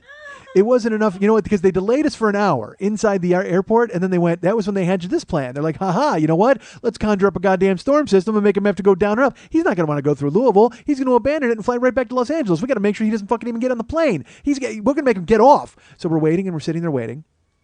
First class, it's fine. Again, I'm in first class. I don't care. I'm reading my book. I'm listening to my iPhone. And 15 minutes goes by, and then 20 minutes goes by. And we're at a half hour now of sitting on the tarmac in the death tube. And the guy gets on and he goes, hey, we're still having a debate about whether or not they want to go to Louisville. We don't want to. We really don't want to do it. We want to get in the air as soon as possible because I think I could save us some time in the air. But right now they're going to have a debate. And actually the FAA is now involved. They're talking. We're hearing from the Federal Air Traffic Control. And I go, wait a minute. The fucking federal government is involved in this now? How high does this conspiracy go? We are through the looking glass on this thing, people. This entire nation wants to keep me out of fucking Philadelphia, and I'm not going to have it. But there's nothing I can do now but sit in first class and fucking wait and wait and wait. So we're at 30, and then we go to 35 minutes. Only 5 more minutes. He gets on, and he goes, yeah, folks, I'm sorry. We lost the argument. We're going to have to go ahead and taxi back to the gate and go ahead and refuel the plane. And I look at my watch. Again, it was 1:40, so now it's 2:30. Okay, by the time they closed all the lids and everything. Now, I should tell you, I lose an hour going to Philadelphia at 3:30, and it's about a 2-hour flight, so 5:30. I wanted to go to the Phillies game that night. I'm going on Thursday, but I really wanted to go on Wednesday. But it was important for me. My flight was supposed to land at 10 to 4. And I was going to get there. I was going to check into my hotel and then go right to the park and buy a ticket from some guy in the parking lot and see the game. But now I'm cutting it a little close. Now it looks like I'm not going to get to Philadelphia till 6 o'clock their time. But I can still do that because the game's at 7 and I'm fine. So we taxi back to the gate and we sit there. And then they say, oh, you know what? We're going to let you guys off the plane if you want. You can go ahead and stretch your legs. That's not good. That doesn't mean anything good. What the fuck? So they go ahead and let some people off. And, of course, all of Coach gets off the goddamn plane because they can't sit there touching knees with one another the entire fucking time. And I'm sitting there waiting. And I look out and I see them get out the big hose. And they go ahead and they jam it into the plane. And then they disconnect it. And the workmen are down there talking. And as they're talking, they're trying to figure out what to do with the hose. They're eating. One of the workmen is leaning against the actual fueling contraption like eating a sandwich. And I'm like, dude, what? Really? Why don't you just get cancer? Why don't you just go ahead and get cancer as soon as you possibly can? Because eating food tainted by gas fumes, isn't that a good way to die like immediately? Are you trying to commit suicide? What the fuck? But I'm watching them and I'm like, dude, I got to get to fucking Philadelphia, all right? And then it dawns on me, I didn't see it. I can't prove it. I'll bet they were from fucking Philadelphia. Because when I look closer, you know what they're eating? Cheesesteaks. These motherfuckers are eating cheesesteaks and bricks of cream cheese. That's what they're eating, goddammit. They're eating bricks of cream cheese and cheesesteaks and fucking hoagies, and I'm like, holy shit, god damn it, these guys are from Philadelphia and they're here to sabotage the plane. You know what? They're probably not even putting gas in this plane. That's a fucking hose from a Cheese Whiz machine. I'm now on a plane with Whiz Wit. That's what I'm on. This is a Whiz Wit flight. I'm not going to have that. But I can see them and I can't, I want to yell at them. I'm like, hey, there are Philadelphians on the wing of this plane, but nobody's listening to me because all of Coach is outside stretching their goddamn legs. So we wait. They gas up the plane. It fucking takes fucking forever. Finally, they wait, and we got to wait for everybody to trickle in from Coach. And you know what? Now it's so funny. They're in charge. Coach, they've seized the moment because we're in first class. We're running the show usually, but no, Coach steerage has now gone ahead and said, "Hey, we fucking decide when this plane's going to leave or when we want it to leave." So they sashay in with their fucking candy bars and their McDonald's. Get your candy bar and your junk food in the back. I got a fucking chicken adobo sandwich heating up for me. Go sit the fuck down. So they finally sashay in. We close the lids. We close the car. We close everything else, the fucking door. And now that's it. It's time for me to head to Philadelphia. And we go ahead and we pull away and we taxi. And we taxi and we drive. And I think to myself, wouldn't it be funny if we just drove all the way to Philadelphia? That's right. That's the only good thing to come out of this. I get to do my joke to myself twice. So we drive. We're driving on the tarmac. And he stops abruptly. And he gets on to announce. He's like, folks, good news. I'm going to be able to save us some time in the air because the Louisville route adds about 40 minutes to our flight. But we've just heard from our air traffic controllers that we have the all clear to go ahead and take our original route now. So we're going to go ahead and take our... Really? We're going to take our original route with enough gas to get us from, over Louisville? So basically you're saying that we were prisoners for no reason. So basically you're saying that this was a plot hatched by Philadelphians to keep me out of their city for that much longer, right? Is that what you're saying, Captain? Just fucking say it. People need to hear it. So he pulls up. We finally get in the air, and we're flying. We're airborne. We're heading to Philadelphia. And the guy next to me, not nearly as friendly, but I'm waiting. And sure enough, they bring us our lunch. Oh, fantastic. Oh, my God. And they bring me juice, and they bring us, they brought us a snack, too. Oh, my God. It was amazing. And then chicken adobo sandwich with a salad with, like, cucumbers in the air, fresh vegetables. Oh, folks, it was delicious. And I ate my lunch, and I went to sleep. And when I woke up, we were descending, and I looked, and I look over, and I see Citizens Bank Park, Philadelphia. And I also see the team warming up because it's now 5 after 6 o'clock. So I'm debating. I'm like, well, if I land and I get to the hotel and I check in, I can probably get there after the game has started. Yeah, I could probably pull this off. Let's see. As long as there aren't any thugs in Philadelphia going to fucking kneecap me. I don't want to get fucking galoolied by somebody in the goddamn hallway. So we land. We pull up to the gate. And we pull up to the gate. And he's like, all right, everybody stay seated. You got to wait. And it turns out they can't find the covered thing. What's the gangway? They don't have a gangway. Hold on, we've got to free up a gangway. Which does not look. You don't want to hear that anywhere ever. I don't care if it's a plane. I don't care if it's a locker room. You don't want to hear. I got to free up a gangway. It sounds horrible. So we had to sit for an extra 15 minutes while they hustled up a gangway, and while the city council of Philadelphia decided how they were going to handle me. So they finally get it. We set up, we grab our stuff, and we walk off the plane. And I get off the plane. I walk through the airport. Very nice airport. Seemed to be nice. Like I said, it's like 6:30 now. I'm going to get my bags. We're waiting for the carousel, and I'm waiting. And there's no luggage coming out, and there's no luggage coming out, and there's no luggage coming out. And an Asian guy comes running out, and he's like, no, fi. And we're like, what? And he's like, no, fi. And then finally someone realizes he's saying 5. So we have to cross all the way across to the other side where all of our luggage is. We realize it's been put on 5 because we're over at 1. So we walk over to 5 there. I grab my bag. I saw it right away because I don't know if I told you folks. It was a priority bag. Grab it, and I wheel my way out. And I go to get my rental car. And I go over to the rental cars, and I couldn't find them. And I asked this lady. She's very nice. She goes, oh, you got to go out, and there's a podium. And I have to take that off-site bus for budget. I go and I climb on the budget shuttle. And at this point, I'm relieved. Again, I'm in town. I'm happy. And I'm just also happy that I got a reservation for a car because, as you know, I told you I had to pay out the ass for my car because there's no cars left. Every car in the world has been rented out of fucking Philadelphia because it's Road Warrior times. There's no way to get a vehicle. I got the last possible fucking vehicle. So we're driving the budget rental car. We're looking, they got to stop and pick other people up. That's fine. So they're driving, and some guy literally runs into the middle of the street, like waving his hands like he needs help. And in my head, I'm just like, run this motherfucker over. Who cares? But no, the budget guy pulls over because he's nice. He's doing his job. He opens the door, and the guy pokes his head in, and he goes, you have cars? You have cars at budget? He's a Russian guy, or I don't know, he might have been Transylvanian. I got no idea what that accent was, but he sounded like that. And I laughed. I just actually laughed. Like, no, dude, there's no fucking cars here. Ridiculous. I got the last fucking car in the entire state, all right? It cost me fucking $350, and it cost me forever on the goddamn phone, but I was able to get it. And there's a pause, and the driver goes, yeah, we got cars. Go ahead and get on. What? You have cars?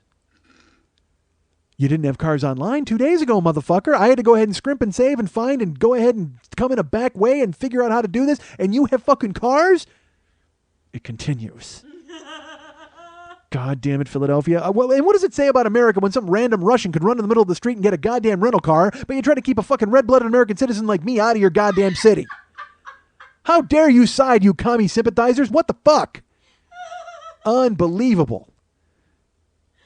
You know what? Maybe that's what maybe those guys, they could have been Russians. Maybe they're in cahoots with the Russians. Maybe those dudes at the fucking airport, maybe they weren't cheesesteaks. It was just bread because they were in a bread line. They got the bread and they went to fuck up the gas. They bread them all with crust of breads because, come on, fuck it. It's Russia. That's what you do. You can have a guy killed for a crust of bread in Russia.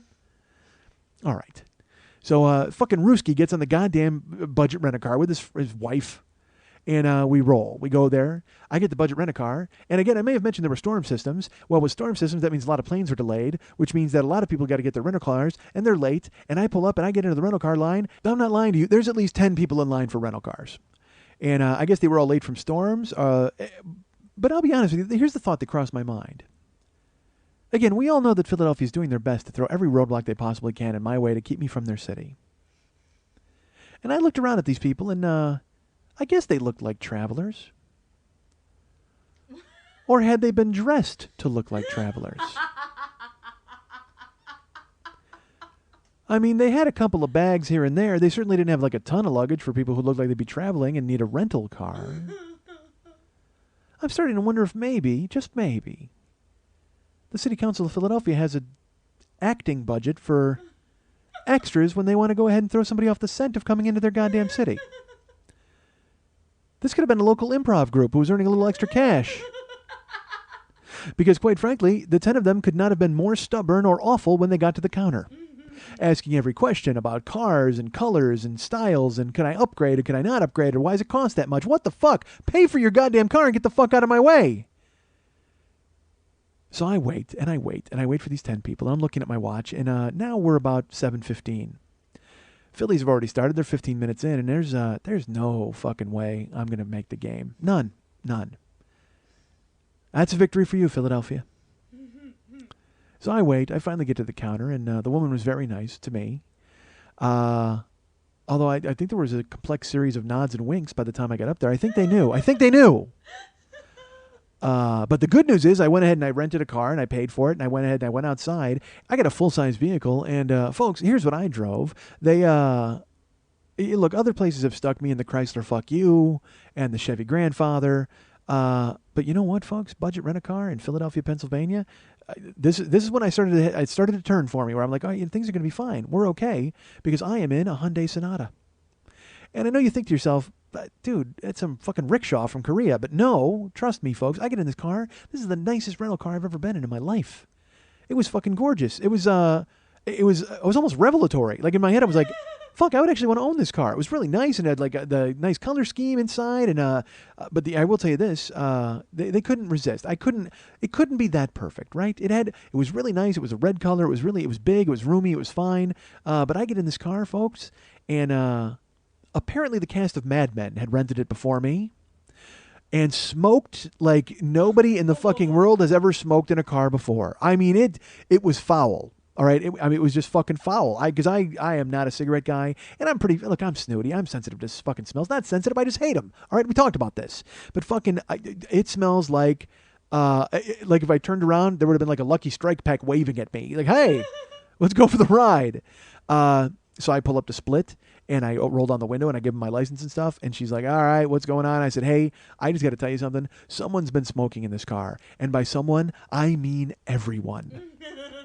And she goes, what, sir? And I go, I said, I think everybody who's ever rented this car has smoked in it. And I will not smoke in it. And I will not have that pinned on me because it reeks. And she goes, all right, sir, I'll make a note of it. And she writes something down and she hands me my stuff. And I pull out and I look. You know what she wrote? Car smells like smoke. She doesn't say that I said it. Doesn't say what kind of smoke. I mean, it could smell like a nice hickory. I have no idea. But she felt car smells like smoke, said all it needed to say. So I get my Google Maps out. I'm driving. I'm looking to go to my hotel. I fucking roll. And I was staying in a hotel only, turned out to be like 4 miles from the airport, which was fine. Believe me, at this point, I just want to get to my hotel and fucking decompress. Because I'm in the city and I got to keep it quiet. I got to keep it down. I almost didn't want to get a red car because then they could spot me easier. But then I figured to myself, well, they've already got a tracing device in it. What matter what color it is? So I roll. I go to my hotel. I pull in and I go inside. I walk into the hotel. And I'm excited to check in, and I'm just going to get to my room and fucking, it's hot. I should tell you this, it's really hot in Philadelphia, like humid. It's 91 by the time I get to the hotel, it's like 8:20 at night. 91 and humid. So I pull up, and I look in the lobby, and it's really crowded in the lobby. I'm like, what the fuck is going on in the lobby? And sure enough, I walk in, there's a double set of like slidey doors, and I walk in the first double set, and then I walk in the second, and the line is right to the end of the those double slidey doors. Storms have apparently forced some people to stay over in Philadelphia. They won't be traveling, and this is the chosen airport from their airline. And they're all ahead of me in line. This again, not a joke. There's 15 people ahead of me to check in with 2 desk clerks. And it's a nice mix. It's a mix of travelers who are stranded, and then a mix of families with multiple children in baseball uniforms. Not the whole family. That would seem strange. No, the kids are all in baseball uniforms. They're like kind of, so I don't realize. And so as I'm waiting in line, we're inching up ever slowly. And more kids emerge from like a conference room. And more kids come out of the restaurant. And more kids are running down the hallway playing tag. And finally a maid happens by. And I'm like, what's with all the kids? And she says, oh, baseball tournament. And walks away. there's a local Philadelphia State Championship baseball tournament. And apparently, all of the teams are staying with me. And they're running through the hallways together, planning strategy, chanting their school names. As I'm waiting in line for to get checked in, people are running around. They're chanting, they're high-fiving, they're saying hello to one another. Families are going in and out. They're swimming. It's a festive time for everyone except Mike Schmidt. And I realized that there is no championship baseball state tournament in Pennsylvania. It was hastily put together last week. And these kids are so happy to have been invited at the last minute that they're celebrating at this hotel. I'm waiting to get to the front. I'm waiting to check in. Finally, I get to the front, and I asked the woman, I go, is there Wi-Fi in the hotel? She goes, yes, there's complimentary Wi-Fi in your room. I said, great. Everything's squared away. I check in. Everything's fine. I walk down the hallway, dodging soccer balls and kids, and I get on the elevator to 6. By the way, the elevators are 100 yards from check-in, which seemed odd, but they're renovating the hotel. They're like, pardon our dust. And that's not even a joke. It was written in dust. So I get in the hotel, and I'm in the 6th floor. And I go up to the top, and as my door opens, it opens into Willy Wonka land. Like, there's nothing but Oompa Loompas running around screaming about baseball and having fun. And it's a weird age group. Like, there's anybody from like 10 to 15 and 17. I mean, I don't know if it's just every baseball player in the state has come to this fucking hotel, but I walk out and I'm trying to dodge kids that are running around and they're chanting their name, they're chanting their school names and high-fiving and having fun, and they're swimming and they're playing tag and they're throwing the ball around and they're having sprint contests in the hallway. And I can't wait to get in my room. So I make my way, I maneuver all the way through them. I get to my room and I take my key. It's a slidey key, and I just I put it in. Red. The red light comes on. And I don't know what that means, except it means that my door won't open. So I go ahead and I put the key and I make sure it's fine, and I'm facing me. I slide it in. Red light comes on. The key doesn't work. When she programmed it, apparently the key didn't work downstairs.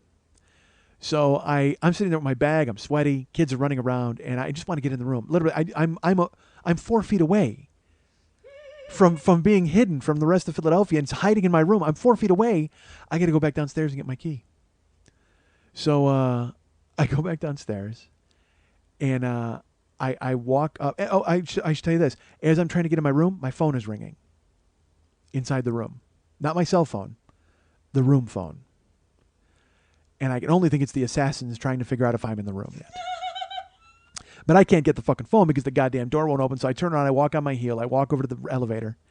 I go back down 6 floors. I walk the 100 yards back to the gate, to the desk. And I go, hi, I just checked in. And the woman who checked me and comes out of the back, she goes, hey, we were calling you. She goes, we need your license plate number. I go, what? She goes, we need the license plate number. If you're going to be parked in the lot all night, we have to let security know what the license plate number is. I said, it's a rental car. She goes, well, could you go check it for me? I said, all right, I'll make you a deal. Can you make me a new key? Because this key doesn't work in my door. She goes, oh, I'm sorry about that, hon. She's very nice. But that's where they, you know what? That's how they fool you. They're very nice, but they're devious. They know what they're doing. Because I think she was probably in the back with the mayor figuring out this fucking license plate scam. So I give her the old key, and she programs it, and she goes, all right, hon, that should be fine. So I put the key in my wallet. I walk outside. And I have to go in my car because I have to get, there's change. All right, I'm an idiot. I had left my earpiece, my Bluetooth earpiece, and my change, and I didn't want to leave it in my car. So I lean in the car, I grab my change and my earpiece, and close the door. I get the fucking license plate number, and I turn around to walk in, and on the street is a $5 bill. And in my head, I go, you know what? That's it. That's the turnaround. All this other bullshit that's going on, I got $5. Look at that, $5 for my trouble. That's what they give me, $5. Perfect. So I take that $5, I tuck it in my front pocket, and I walk in. I wave at the nice people at the gate. I'm like, here you go. Or not the gate, the front desk. I keep calling it a gate because it was a gate at the fucking airport. So I walk over and I go, hey, here you go. Here's my license plate. It's a Hyundai Sonata. It's the nicest car in your lot. I continue to walk. I go, you'll know it. It's got a tracer in it from the city. I continue to walk up the hallway. I go to fucking elevator. I got to wait for kids up and down, coming out, bath towels, whatever the fuck. I climb out all my luggage, and I get out at 6, and I roll over, and all I got to do is open the door with my key. That's all I got to do. So I go into my pocket, and I grab my wallet. Let me rephrase that. I go into my pocket and I look for my wallet, and it's not there. And so I check my other pocket, and my wallet's not there. And I reach into my front pocket. Hey, there's $5. And I look down and I'm like, where the fuck is my wallet? So I open my bag and it's not in my bag. It's not in either my computer bag or my duffel bag, and I certainly know it's not in my suitcase. And it dawns on me that when I went outside and I went to my car, I opened my car with my wallet in my hand, and I put my wallet down to grab the change and the Bluetooth, and I left my wallet in my car downstairs. My wallet has my house key in it. Kids are running, they're playing, they're having a sprint contest, they're having a good time in the hallway. Guess who's not having a good time in the hallway? Fucking me. I now have to make a second trip back down. I go over to the elevator. I got to wait for the elevator with scantily clad children as they're going in and out of the pool and dripping water all over the fucking place. And it says, pardon our dust. We don't have to pardon it anymore because these kids are coated in it from walking around soaking from the pool. They've soaked up any fucking dust you could possibly have. These guys, they all look like Pigpen with clouds emanating off of them. They're fucking running around. I had to schlep all my luggage back into the fucking elevator. I go down. I walk past the fucking desk again. And the two of them just nod and smile because they know. They fucking know. They made this happen. They realize exactly what's fucking happening. It's because they haven't had enough time to bug the room and fuck it up. I realized that. So I make it out to my goddamn car, and I'm like, because I thought the $5 meant everything was coming up Schmidt. Nope. So I walk back out. I go all the way to my car, and I pull out the fucking, yes, I know. I go ahead, I go into the car, and I pull out my wallet, and I make it. I finally, look, I walk the 100 yards. I take this Bataan death march all the way down the hallway, avoiding kids, chanting names. I fucking get to my room. I slide it in, green light. I open it up. I climb in and just, I close the door. Do not disturb. Wham. And just sigh. And I look at my watch. It's 8:45. I was supposed to get into town at 3:45. I'm 5 hours late. Philadelphia's got a 5-hour fucking head start on me. God damn it. So I will tell you, I flew on a Wednesday. It's Wednesday night. And again, it's 8:45 there, but it's only 5:45 here in California. And that night, my show's going to go up. So I got to talk to Lily about the show, and I've got to go ahead and do all my Facebook stuff that night. I got to figure everything out. So I'm sitting in the room, and I'm not hungry because I ate a couple of things on the plane, and I'm just relaxing. I unpack everything, set up my laptop, check out the Wi-Fi, turn on the TV, check out all 8 channels. That's right. There's 8 channels, but the good news is the Phillies are on because I'm in Philadelphia. So I turn on ESPN. Oh, the Phillies are blacked out. Blacked out in Philadelphia. And they're not on a local network. I can't watch them. I can't even watch I'm in Philadelphia, and I can't watch the Phillies. They're blacked out. In my room, I have no idea what's going on in the other rooms. I'm sure they're all enjoying the Phillies graciously. Everybody's enjoying it and having high fives and chanting names and enjoying themselves. But I, however, have to sit in a room with no goddamn Phillies. So I set up my Wi-Fi and I sit there. And I just, you know what I do? I John McClane it, folks. I make little fists with my toes into the rug, just like, because it works. In Die Hard, you know what? He was told to do it, and he's like, "Come on, that doesn't really work." It works. It really fucking works. If you just sit there, you take your shoes off, and you run your feet on the rug, you will calm down. And that's what I did. I calmed down. The only good thing is, I will tell you this: they've had the air on in my room since 1996. So it is the coldest fucking room I've ever been in my life, and that's fine with me. As I've told you folks, I will crank the heat in the winter and then sleep with no covers, or I'll crank the air conditioning in the summer and sleep with all covers. I love it. So I'm sitting there in the Friezo room. I'm waiting. I'm flipping channels, trying to see what I can see. I make some phone calls. I make sure that Karen knows I'm in town. I call Lily, and I make sure she's fine. Everything's squared away. And then I'm sitting there, and I get a little hungry. It gets to be about 11:30. And I got to do my Facebook stuff. But the thing is, I can't do it until the show's up because I am a jerk. I could have gone ahead and done it early and just had it all fucking put up there for you folks. But no, I don't want to do it until it's up because I feel like I'm giving away a surprise. I'm an idiot. So I wait. Finally, 11:30 by me is like 8:30 here. And finally it gets to be, what was it, 12 that I called you? It was midnight. And I'm in my room. And I have the great idea where I go, you know what I'm going to do? I'm going to go drive and learn about Philadelphia. I'm going to drive to the theater so I have a general idea of what I'm doing in the next few days. I'm going to drive maybe to the baseball stadium, because the game's over. I'm going to do what I can do. I'm going to go ahead and just drive in Philadelphia and experience the town, see some of the architecture. It's dark, but I don't care. I'm stir crazy in my room. And quite frankly, I'm a little tired of the little children out in the hallway because, again, it's 12. They're still outside running around. They're playing games. They're chanting Bermudian, okay? I don't know if that's a school. I don't know if it's a nationality, but they're like, Bermudian, Bermudian, Bermudian. They keep chanting it. And I don't know if they're in the tournament, I hope they got fucking killed. That's all. That's all I wished for the weekend, honestly. I didn't even care if my show went well. I just wanted these kids to get fucking killed in their tournament and be sad and cry and be able to see their faces when they came home sad. So it's midnight, so I call Lily and I'm like, look, I'm actually going to go out. I'm going to drive around Philadelphia and find what I can find. She's like, why don't you just relax in your room and do your stuff and write up your Facebook stuff? Because I told her I was tired, because I should also tell you this, folks, I don't sleep. Okay. Well, I had left, I was up all night Tuesday night, and then I didn't sleep really. I slept an hour on the plane from LA to Chicago, and then I slept about an hour on the plane from Chicago to Philadelphia. So I've had 2 hours of sleep. And so much so that my eyes hurt. Like, it's that kind of thing. But I don't give a fuck. I'm like, I'm up, I'm awake. I'm going to go out and see what the fuck is going on. I'm going to drive to the theater. I'm going to have a good time. Plus, I wanted to get a cheesesteak. I'm like, you know what? I'm in Philadelphia. Why don't do that? Go ahead and find Jim Steaks or, Tony Luke's or whatever the fuck. Go find Pat's and Geno's. I just wanted to see stuff. Because I was in my room, and it's like, I'm in a new town. I came a day early. They fucked me on the Phillies. I still got to see the city, right?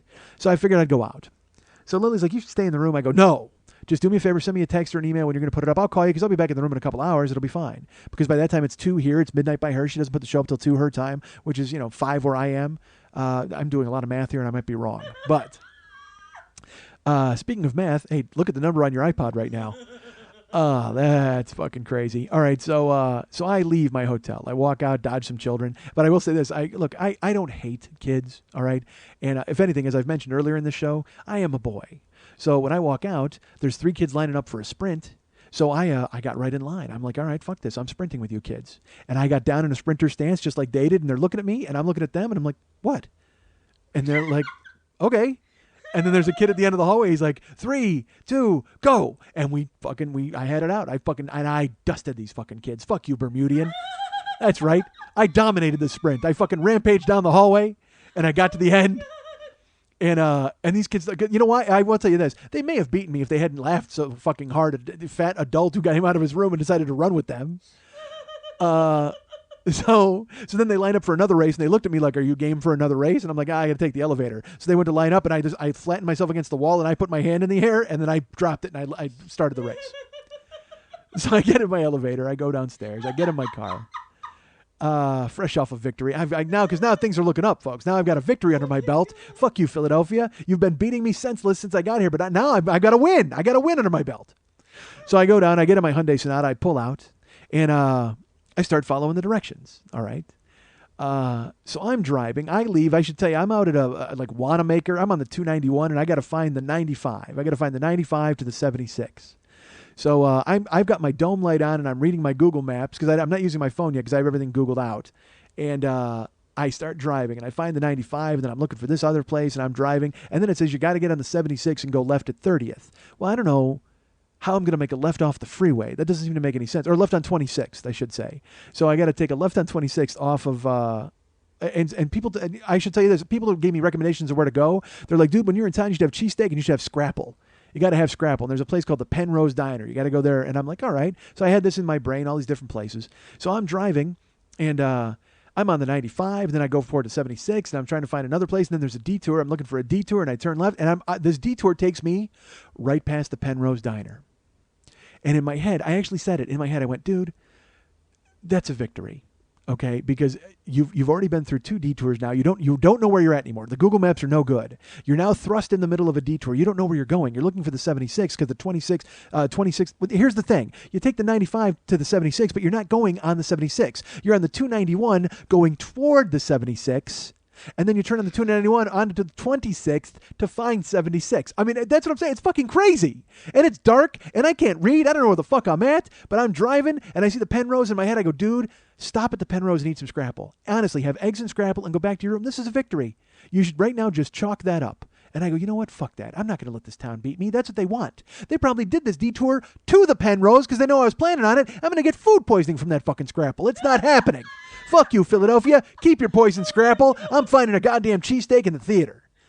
So I keep driving. I go in the detour, and I'm driving. I'm looking, and I'm looking for the 76, and there's the 26 and another detour.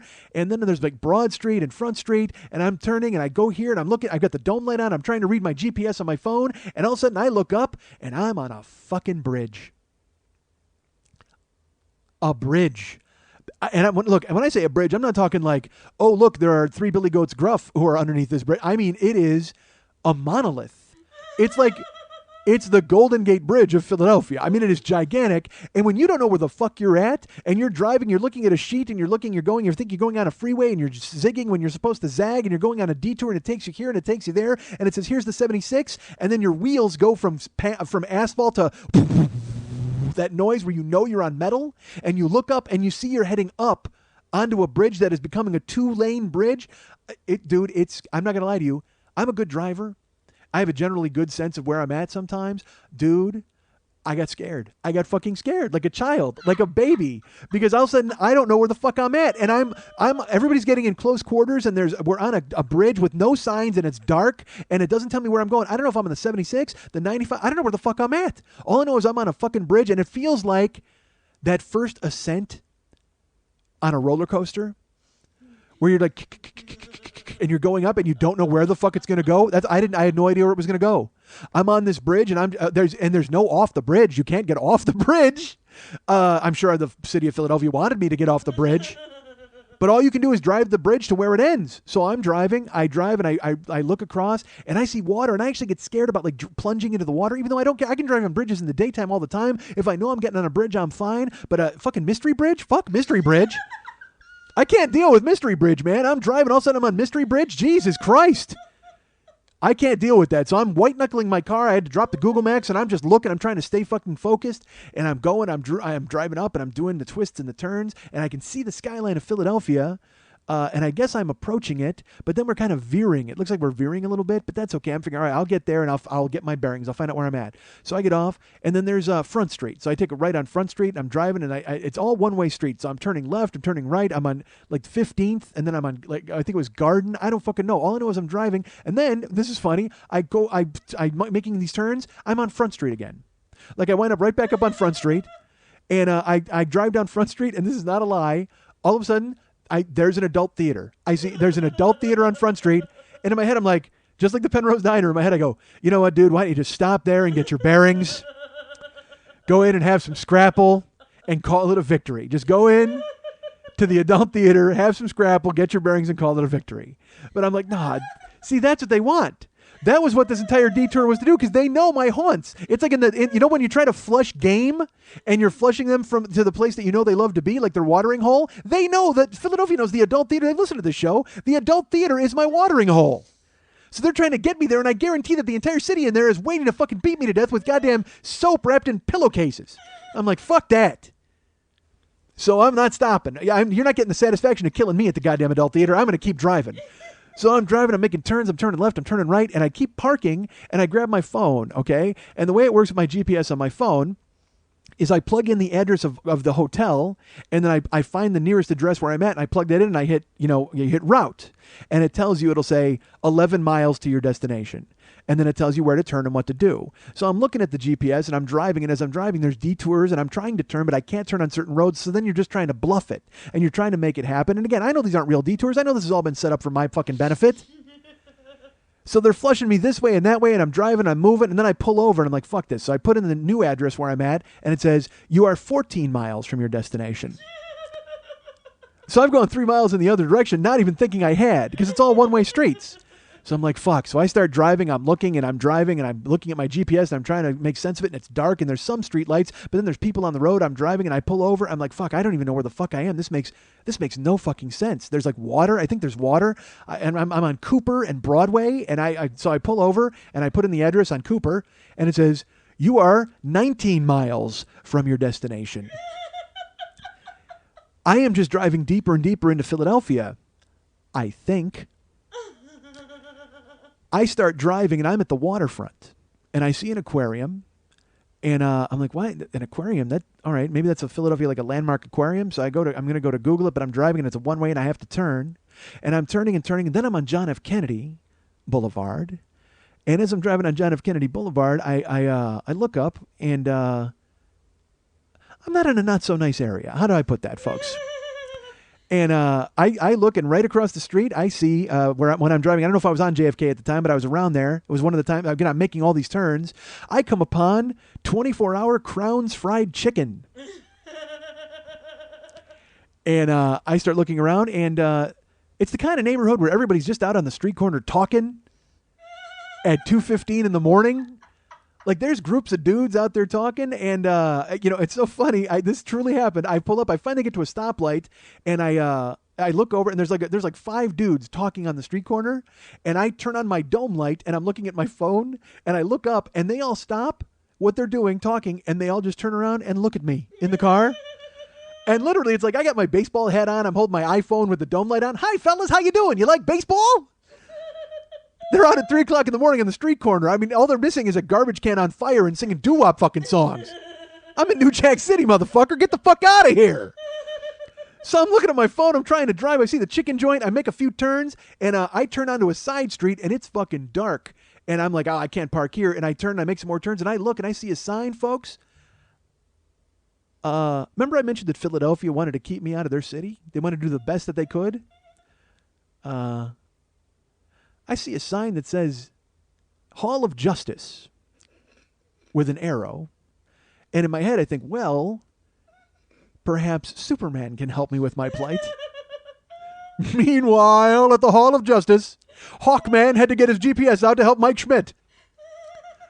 So I see Hall of Justice, and then as I drive a little further, I see a sign that says Camden, New Jersey. I'm in Camden, New Jersey, folks. I'm making turn after turn. I'm seeing 24-hour chicken restaurants, dude on the street. And I see Camden, New Jersey. And I don't know if you're aware of that. There's a quaint nickname for Camden, New Jersey, folks. I don't know if you're aware of it. The murder capital of the United States. Murder City. And that's not even a fucking joke. Camden, New Jersey is called Murder City. And I see Camden, New Jersey, it's Murder City, and I'm panicking, and I'm like, what the fuck? Why am I here? And I keep turning. So I drive. I just drive, and I'm by the waterfront again. It's just literally if fucking Camden, New Jersey had a Big Ben and a Parliament, I would have seen it 4 or 5 different times. Look, kids, Hall of Justice, Crown's Chicken. Look, kids, Hall of Justice, Crown's Chicken. Look, kids, Hall of Justice, Crown's Chicken.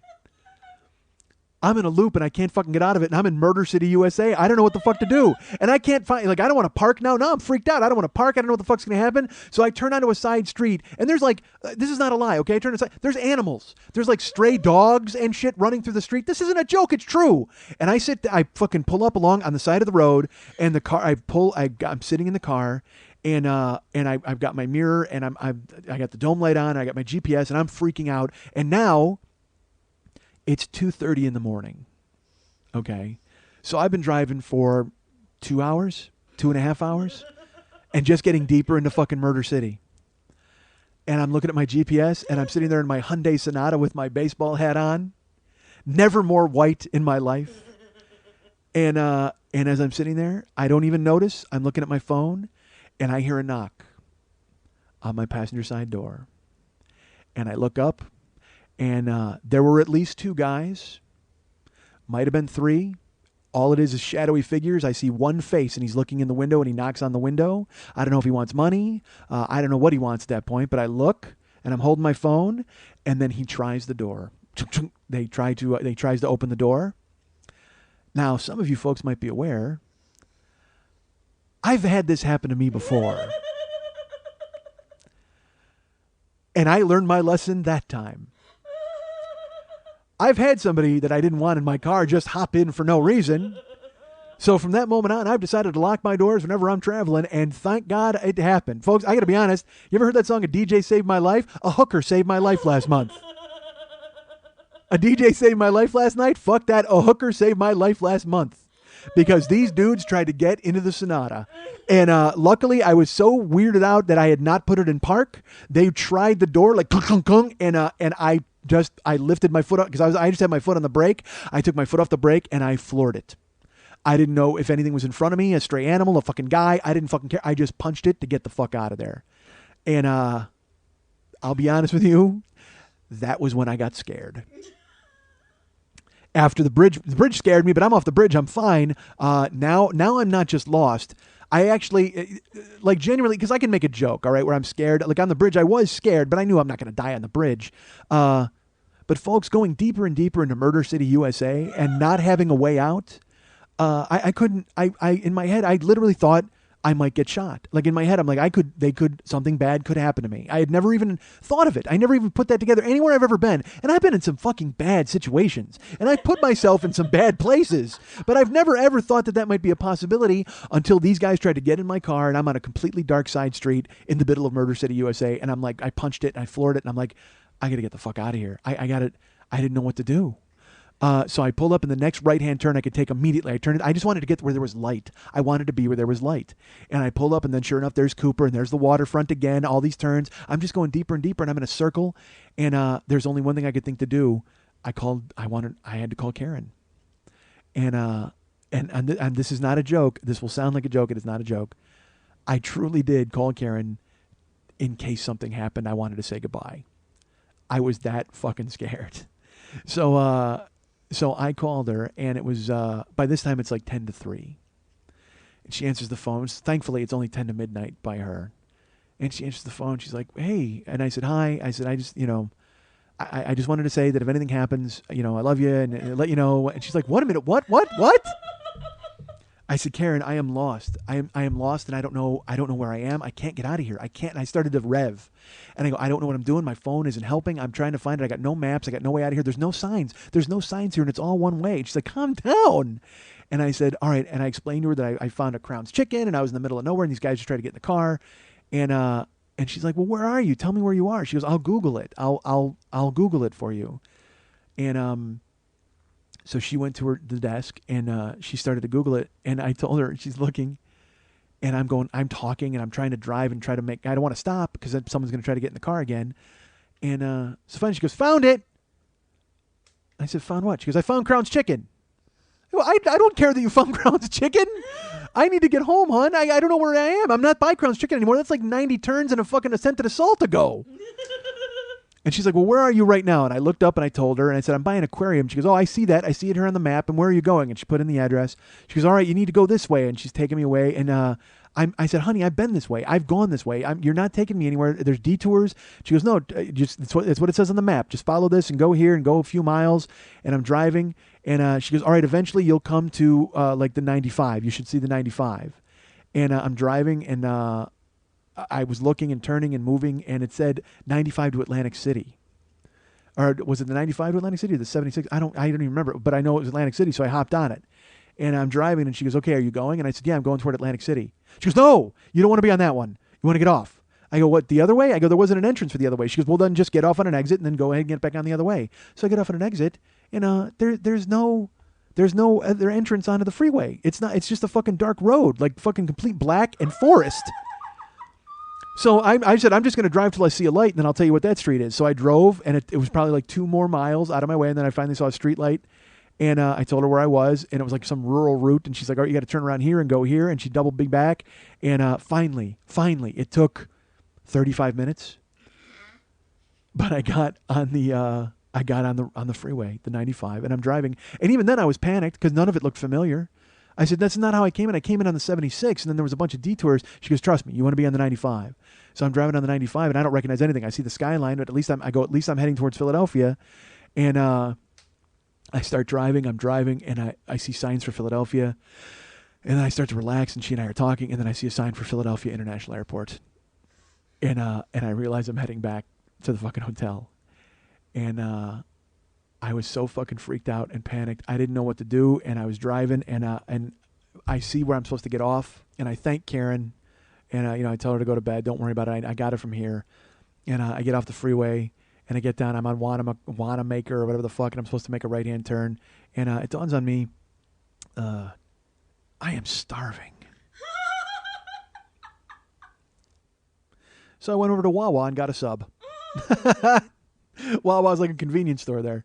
And what's funny is I should have told you before I left, I asked the woman at the gate, I go, hey, is there like an open grocery store? Because I was going to get Propel. I was going to go check out the theater, all that stuff. And she's like, oh, well, there's a Wawa up the street. And I'm like, that doesn't sound like anywhere I'd want to go. Guess where I wound up at 4 a.m?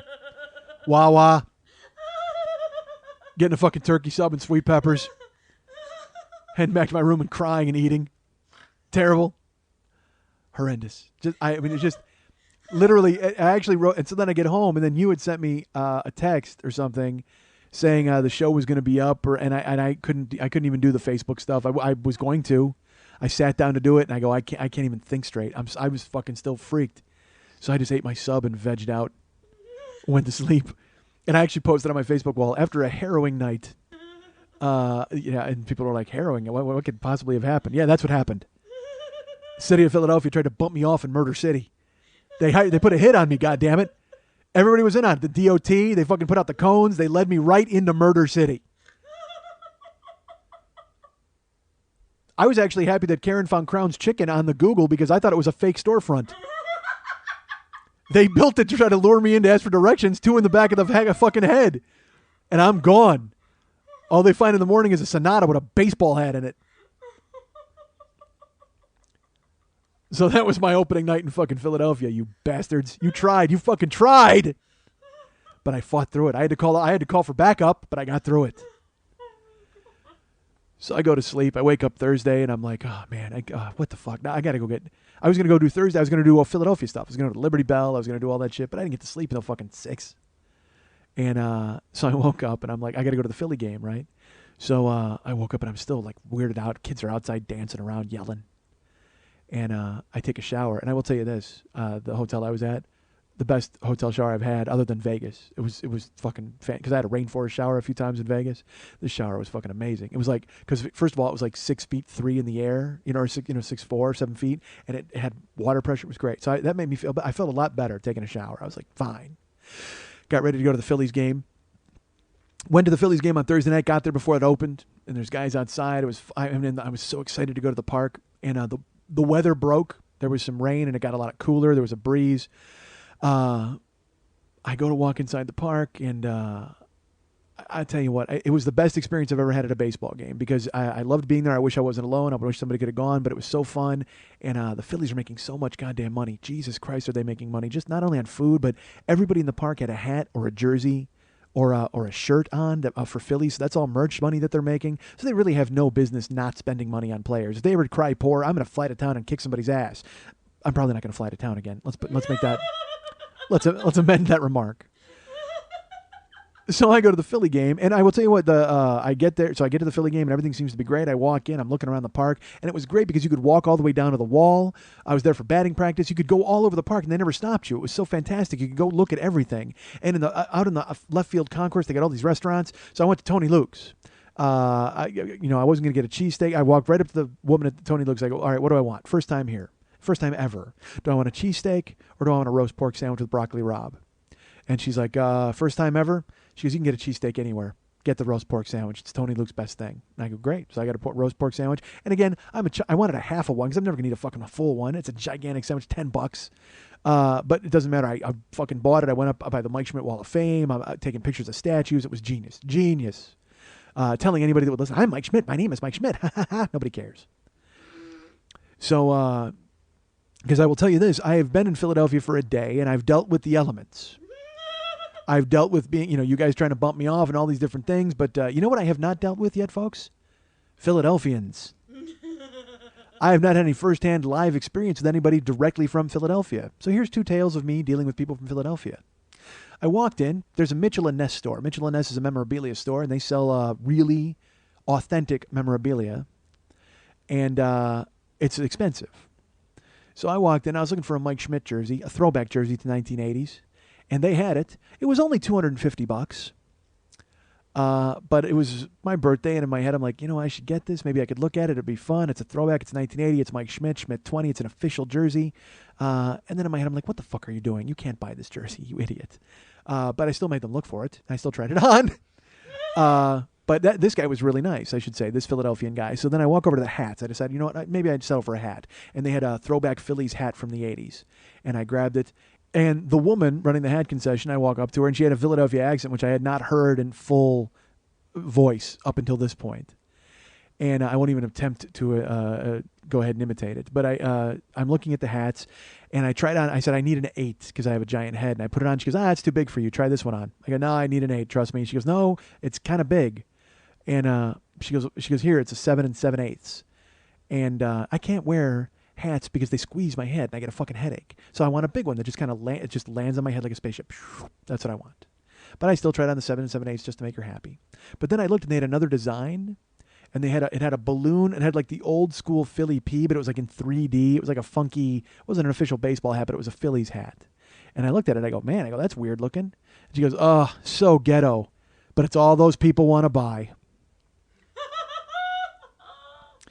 So I went, oh, you get a lot of those people in here, do you? She goes, nah, not really. It's too expensive. And I went, okay. And I said, all right. And I walked out and I bought my fucking hat. I'm not going to get into a debate about race with the woman from Philadelphia at the hat counter. Particularly because I got news for you. Plenty of those people were in there when I was in there. And I don't know if you've ever seen those people walking around. They buy jerseys more than anybody. Mitchell & Ness's demographic is those people. So I get my hat, stunned at the racism, walk out. And so that's A. Here's example B. I'm walking around the concourse. I'm looking. And I'm looking for food that's uniquely Philadelphia. I don't want just a hot dog or a sausage. They had Greg the Bull Luzinski's barbecue. Like I said, I got a Tony Luke sandwich. And then they had a stand, and it said, Chickies and Pete's famous crab fries. Look, that might as well be code. I don't know what the fuck it means. But I know I've never heard of it, so I got to try it. Obviously, it's something from Philadelphia. I need to know what it is. And I should also tell you this. You know the lines in your bank that are like zigzag lines with the velvet rope? They have one of those, and it exceeds the velvet rope, and it's about 20 people deep, even beyond the velvet rope. I mean, there's roughly, I'm going to say there's about 75 people in line for these French fries. So I don't know anything about them, so I don't know if I want to stand in a gigantic line. So I walk up. There's two young guys, and I figure I'll get along with these young guys. They're wearing Philadelphia outfits. I got a Philadelphia hat on. We're all friends, right? Word could not have possibly seeped to the general populace that I'm not to be wanted. These people are going to be fine with me. So I walk up, and look, this is probably my mistake. I recognize that because I treated them like human beings. I can't just come up to somebody and go, hey, how are these fries? All right? I stupidly have to talk like I talk. As you know, I will take 80 words to say 10. I'll take 3 hours to tell a story that could have taken 1. Take a look at your iPod. So I walk over, and they don't even keep track. Lily was keeping track of time, and I go, yeah, that's not, don't worry about it.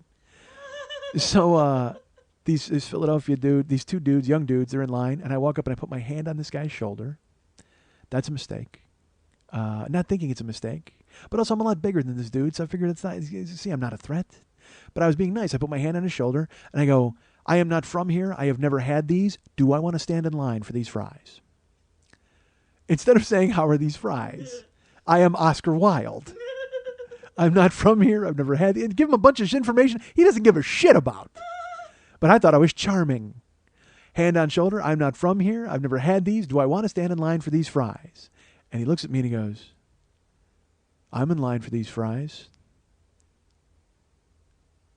And there's awkward silence. And I go, yeah? And he goes, you think you're better than me? And I go, what? And he goes, you think you're better than me? You're too good to stand in line for these fucking French fries? And it dawns on me, I'm about to get into a fight. Because I was nice and asked the question. And I just like, no, because I stand down. I'm not trying to be a threat. I'm alone. I go, no, I just don't, I'm not sure. I don't even know if and he goes, are you asking if the fries are good? Like, should you stand in line? And I go, yeah, I've never had them. I just want to know, are they any good? He goes, yeah, they're great. They're kind of expensive though. And I went, okay. And he goes, fuck. And he turns around to his friend and he goes, fucking, should I get in line for these fries? Like he fucking makes fun of me to my face. And again, I'm a fat guy with a baseball. Hi, I like baseball. Who likes baseball? Me? Taking iPhone pictures of paintings. Idiot. Because I left all my toughness back in Camden. My fucking toughness is on the street of Murder City. This town is wearing me down. They're kicking my ass, and I'm losing. I'm losing to you guys. Motherfucker. I didn't know word had seeped out to your fucking young toughs that I was not to be trusted. So I fucking walk away with my tail between my legs. Oh, okay. Get in line for fries. And I got to be honest, would have been worth the ass kicking. Holy fuck. French fries are death, and I'm not supposed to eat them. But that doesn't count for weird fries. Because I thought they were made of crab. I didn't know what the fuck they were. You know what they were? They're just fucking the most well done crispy French fries in the world, covered in Old Bay seasoning. Oh, Jesus Christ, were they good? Oh, fuck that, awesome. I'm eating them, and I wasn't even looking, and I look down, and I have to. And it's a giant cup. It's a huge cup. He's like, they're expensive. I'm like, well, they give you a bucket of fucking French fries, dude. I mean, seriously. But I'm not gonna about to fucking argue with the guy. But I'm eating the fries, and I'm looking at the TV screen, and I'm going to find the game, and I look down, like half the fries are gone. I'm like, throw these out, dude, or you're gonna die of a heart attack right here. So I throw them out, and then of course, the city council had gotten to the Phillies and told them not to win. And not only not to win, but not to hit any homers or even put up a fight. So I sat in the rain. It's like raining. And there's a fireworks show that night. Nope. No. Canceled the fireworks show because of the rain. I mean, dude, everything. They knew I was there. They're like, cancel the fireworks. He's not having any fun at all. So it dawns on me, it gets to be around the 7th inning, and the Phillies give up 2 more runs. They're down 4-0. It's fucking awful. It's raining. And in my head, I go, you know what? I'm going to get the fuck out of here. I can't sit here and watch this. They're getting beat. They're getting killed by Tim Lincecum. And it also dawns on me, you know what? They expect me, because I'm from out of town. I'm out thinking these motherfuckers now. They expect me to stay there for the whole fucking game. Expect me to wait for the fireworks show. But when I'm over by fucking French Fry House, I hear them talk about how the rain is going to cancel the fireworks show. So I get some inside information they didn't anticipate that I was going to have. And I slip out in the bottom of the 7th to beat the rush before they can put up the cones, before they can set up the detours, before they can send me off to Camden to get fucking plugged in the back of the goddamn head, before they can set up all the guys in the street corners and rebuild Crown's fucking 24-hour goddamn chicken. I'm getting the fuck out of there and getting to my hotel. So I do. I split. I get in the fucking 95. I head out to my hotel. And I went to Wawa for a sub. That was it. Went to my room and brought my sub from Wawa and decided to go ahead and figure out all of my Facebook stuff for the show. I went ahead and did that. Show was up. Everybody was very nice. And now at this point, they're sending me birthday wishes, which, by the way, if you sent me birthday wishes, I will address that on my Facebook wall. Thank you so very much. I've written to very, very few of you. I've tried to answer, but tonight will be a very long night of me typing. But I sit there in my room and I do all with my very slow Wi-Fi. I go ahead and set up the Facebook page. I do all that stuff. I finish my sub from Wawa, and I make myself go to bed early. Early for me, 5, because I don't want to sleep the whole day away tomorrow. I want to get up, and I have to get there early for tech, and I also have to go out and get paint pens, fabric paint pens to autograph shirts if people want shirts autographed, because I'm just stupid enough to think that someone's going to care. So I wake up the next day. I wake up at noon. I get my wake-up call, and then I promptly hang up and I sleep till 1:30. But that's okay. I get up and I make some phone calls. I try to find who's got the fabric paint pens, and it turns out there's a place 1 mile from the theater. And I said, great, I'll stop in. They close at 6. I got to be at the theater at 6 for tech. I'll stop there at 5. Everything's fine. Get showered, get dressed. I roll. You know what I do? I also know that I'm going to be out pretty late, so I try to pre-pack my room a little bit. So I do what I can as much as I can, but you can't pack all the toiletries, whatever the fuck. I try to pack as much as I can. I split. I go out. I drive amidst the one-way hell that is Center City, Philadelphia. I'm looking around for a place to park, and I find the art store finally. And you got to park on the street. I will tell you that.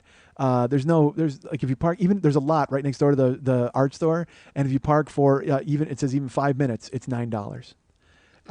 So I find a spot on the street. I get out. I go into the art store, and I talk to the guy. I'd already talked to Sterling, the young man from the art store. He's a very nice man, and he shows me the fabric paint pen. He shows me how it works, and I can't decide on a color. I figured I was just going to get silver, and I would use that to sign people's shirts because they're black shirts.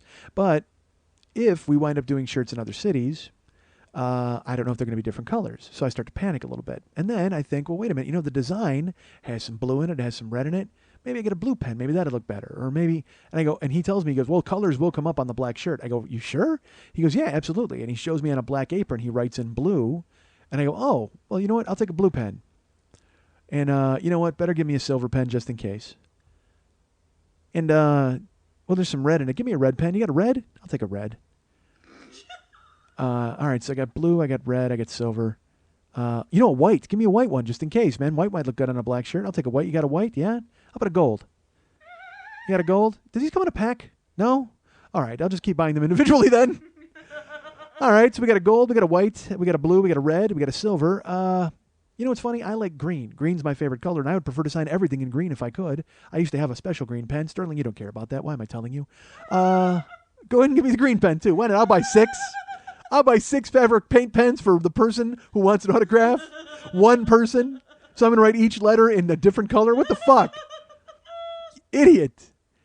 But I needed them. You never know what different color shirts are going to be, folks. And also, I just feel better having 6 items that I could possibly plunge into somebody's eye if I need to make a quick escape on your fucking streets. Because you're still out to fucking get me, and I know it. So I get that. I call the theater. I find out I'm close. He's like, oh, dude, there's no parking here. You got to park on the street or find a parking garage. So I find a parking garage, and I got to schlep like 3 blocks. And I got to carry all the T-shirts and all my stuff, which is fine. I get to the theater, and the theater's on the 3rd floor. And it's this old architecture, so it's this rickety staircase. And it's like I'm walking up. I got to step over Anne Frank's skull. You know what I mean? Like I got to go all the way up to the top. And I get in. And there's a smell in the air, and I recognize this smell. It's the familiar smell of like beer and urine, and I'm like, oh my God, the ghost of my father has come to the show. But instead, it turns out that there's 2 rooms up on the 3rd floor. There's the room I'm performing in, and right next door, there's a bar. And the bar is open right now, and there's people in there drinking. There's probably like 5 people. I walk in, and it is just a hipster fest of people who have no interest in helping me or even making eye contact because they're all talking to one another about fucking the Arc de Triomphe. I mean, it's like that kind of weird bar conversation and theater conversation mixed up. Literally, 2 things I can't stand: theater talk and bar talk. So it's like people talking about productions they were in, and they're talking about prosceniums and the difference between theater and the round, and oh my fucking God. Get me a beer, Rum Tum Tugger. I'll fit right the fuck in. So I pull in. I meet Andrew. He's a nice guy. He's sweeping out the loft. And I mean sweeping out. I walk into the room where the show is. And it looks like they just built it. I mean, it's an unsanded wood floor. The roof has been torn out. And there's no chairs yet. There's no stage. I'm right on the floor. And there's a black curtain behind me. And I ask him, and I go, what happened? And he's like, oh, well, we're renovating. We tore the ceiling out about a week ago. I'm like, well, that's a good idea to do that a week before my show. Why not? Let's get as much asbestos as we possibly can. And then it dawns on me, the city must have done it. The city came in and they said to him, hey, you got to tear out the ceiling and get as much asbestos into the air as they possibly can, so I'll inhale it and I'll die before I even get on stage. Motherfucker. And then it makes me think maybe these hipsters aren't even hipsters. They've been paid to go ahead and pose as hipsters and sit in that bar and bother me. Get in my fucking head. Philadelphia's still trying to the very last second to get in my head and make sure I don't give the best fucking show that I possibly can. God damn it. So then I go to the gentleman running the theater. I don't want to say his name. Andrew, nice guy. And I give him we run tech. I show him the music, and then he has to load it all into the iPod, and he's figuring it out. And I ask him if there's like a green room, dressing room. He's like, there's a green room downstairs, but I don't know if the air is that strong down there. But if you stay up here, because there was nice air conditioning upstairs. He goes, I'll try to figure out a place for you, but can you sit in the bar until then? So I go, yeah. So I spent about 40 minutes in the bar by myself. At a table going over notes, listening to these people debate Falstaff, which, I thought was a beer. And then I remember it was a play, but it turns out they were talking about both. That's funny. That's a little theater humor for you, for one person. So I'm there, I'm waiting, and finally he tells me, hey, we set up a thing in the back, and they're setting up chairs, and he says, do you want some tables? I said, yes. And I said I needed a table and a mic stand. We'd run the mic, we figure it out, and he goes, here's your room. And I pull up back the black curtain, and it is a table with a light bulb and a chair. And again, I don't give a fuck. It gets me away from the hipsters. I don't care. So I sit in the back, and I get ready for the show, and then I start telling myself things are going to be okay. And I walk out into the bar to get something to drink, and a listener to the show is a guy named Jeff. And Jeff happens to be out there. He's one of the first arrivals. He goes, Mike. I said, hey. He goes, I'm Jeff. I wrote you a couple of weeks ago. And I should tell you, Jeff did. He wrote me a couple of weeks ago asking me what the show was like because he was going to bring his girlfriend, but his girlfriend wasn't exactly a fan of the podcast. She thought some of them were funny, but she had a lot of objections about the show. And he wanted to know what the live show was like and whether it was something she would enjoy. And I told him, basically, I said, hey, Jeff, I'm glad you wrote. I said, honestly, I don't know if she's going to enjoy it. I go, it's essentially the podcast come to life. I said, because she thinks I'm crude. And I said, well, as far as crude, I go, I don't know what you mean by crude. If you're talking crude sex talk, there's none of that in the live show, really, unless I go off on a tangent about that, and I might, but who knows. I said, but the show itself is, it's about my family, some stories you've heard, some you haven't. I explained what the story was. I go, look, and tell her if she's interested to come, then she should come and see what the show is, and afterwards tell me what she thinks. Because I genuinely, again, I want people who don't know who the fuck I am to come to the show and say what they want to say. So when I walk out to the bar, Jeff goes, hey, Mike, I'm Jeff. I wrote you a couple of weeks ago. I go, yeah, and he goes, here's Sherry. This is my girlfriend. And And I went, oh, Jesus, hold on. Let me get a fucking drink. So I got some ice water, and I walked over and I shook her hand. I was very nice. And I said, I'm glad you came. I said, but do me a favor, listen to the show, and afterwards tell me what you think. I really want to know. And she was very nice. And she didn't know what to think. Nobody knows what to fucking think of me. You know what I mean? Because it's, again, I'm in your head, and then you see me in person, and you're like, oh, Jesus, is he a buffoon? I mean, yeah, I am a buffoon most of the time, but, I mean, I can still hold a conversation, for Christ's sake. That may be debatable to some of you people. Might be a bit of a one-sided conversation, but I can certainly hold one. So I shake her hand. She's nice, and then I go back and sit at my desk. And the music starts playing, and I ask him, look, all right, here's the thing. I have a CD of in-house music that I like played before the show. I think it kind of sets the tone. And what was great in San Francisco, people noticed. And they wrote me, and they go, I can't believe you picked those songs. They were really cool, and it fit a theme. So he starts playing the music, and like 2 songs play, and then the music just stops. Oh, I should say this. The show's supposed to start at 8. There's music in the hipster bar. They got the hipster bar on, and Andrew comes in to talk to me, and I go, hey, I got a question. Is that bar open my entire time I'm on stage? He goes, yeah. I go, why? Why can't you shut it down? He goes, that's not my room. My room is this room. Their room is the bar, and that's how they make money. I go, I really wish I would have known that. He goes, yeah. He goes, well, we do a thing where we call it crossword hour, where they have to be quiet from the time your show starts for an hour. I go, my show's 2 hours long. And he goes, yeah. He goes, they'll be okay. It'll be fine. They understand what it's like to be on stage, so they'll be cool. I said, all right. So they're going to be in there the whole time while I'm on stage. He goes, yeah. And I go, well, just between you and me, Andrew, that's really fucking awful. And he goes, I agree, but there's nothing I can do about it. I said, okay. So they were playing their music, and he didn't turn on my house music. And I have a CD. It's about an hour of house music, and I really would like to put it on for the whole hour. He doesn't start playing my music till 7:35. And the first like 2 songs play, and then it stops inexplicably because he walks out to go start seating people, and he starts letting people in, and there's no music. And then when he goes up, what he does is he adjusts. He looks at how much time till we start the show, because I told him I'd like to go around 8:15. He goes, all right, we'll go around 8:10 or 8:15. I said, fine. And he looks at the, because he starts seating me. He goes back in at like about 5 to 8, and he immediately jumps to where there's 20 minutes left in the music. Which is fine. I had nothing I can do about it. These people don't know me. I'm only paying to be there. So I'm in the back and I hear that, and it's not as bad as Portland, because in Portland the CD started skipping and I lost my fucking mind. But people texted me like, Mike, don't worry about the CD skipping. We'll get it. But this time nobody knows, because nobody knows what music I'm supposed to, because I change the music in every city. All right. So, sure enough, he starts it late, and I'm like, oh, that's fine, whatever. So I'm sitting in the back and I look at my watch, and I don't have my phone on. I'm sitting there, my phone's off, and I'm kind of just looking at my notes, and I'm trying to get a hold of myself because I'm about to do the show, and everybody was very nice. I didn't really meet anybody. And as I pick up my phone and I turn it on because I couldn't remember the name of Penrose Diner, and I wanted to make sure I remembered it for the story I just told. So as my phone comes on, I get a text that pops up from Andrew, and he goes, this is your 5, letting you know via text. And I wrote him, and there was a song called Sometimes You Can't Make It on Your Own by U2 had just started. It was playing. And he had sent me this note a couple minutes previous. So thank God I turned on my phone, or I never would have known. And so I look at my phone, and I text him, and I go, look, do me a favor. That's fine. Let this song end. Do not fade the song in the middle. I hate nothing more than when a song stops abruptly or fades in the middle, and then the show starts. There has to be a demarcation point. I don't type all that. That's a big text.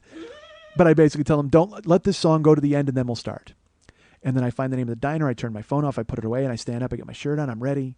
And, of course, he immediately fades the U2 song right in the middle. He just goes ahead and fades it all the way down.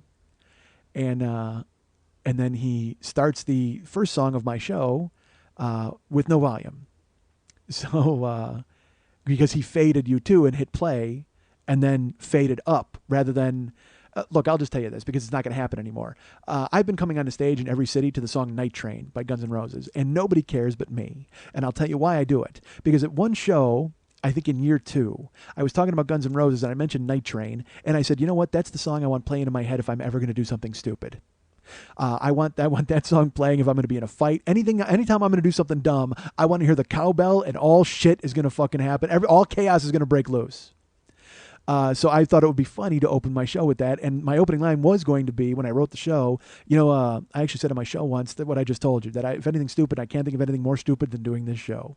Well, I abandoned that line because I didn't like it, but I still liked coming on to Night Train. I thought it was fun. But the thing is, if you start it late and you don't hear the cowbell, it doesn't mean anything. It just sounds like generic music if you don't know what the fuck it is. And then whatever, who cares? No one cares. You don't care. I care. So sure enough, he starts the music and it's too soft because I wanted it to be loud, and I walk out and everybody's very nice and they clap. And so I only tell you that now because Night Train will not be part of the show anymore. I've made a different decision. But anyway, as bad as Philadelphia was, Camden was terrible, driving in fucking harrowing circumstances, all the kids, Philadelphia trying to keep me out, the guys trying to gas up the plane with Cheese Whiz, every fucking terrible thing, every obstacle you threw in my way, folks. Let me tell you something, Philadelphia. Everything you tried to throw my way and keep me from accomplishing my goal, it meant fuck all when I came out from behind that curtain and I walked out on fucking stage. You can ask the people there. They might feel differently. I have no idea. But as far as I'm concerned, it was the best fucking show I'd ever done. Because, folks, I did 3 hours in Philadelphia, which is long, certainly. You want to know why I did 3 hours? Because this show that you've just heard was the first hour of that show. I told them, I didn't tell them about the ballpark. I didn't tell them about the woman at the hats, but I told them about the guy with the fries, because I kept going. Oh, I want to tell you this and I want to tell you this, but I told them all about Murder City.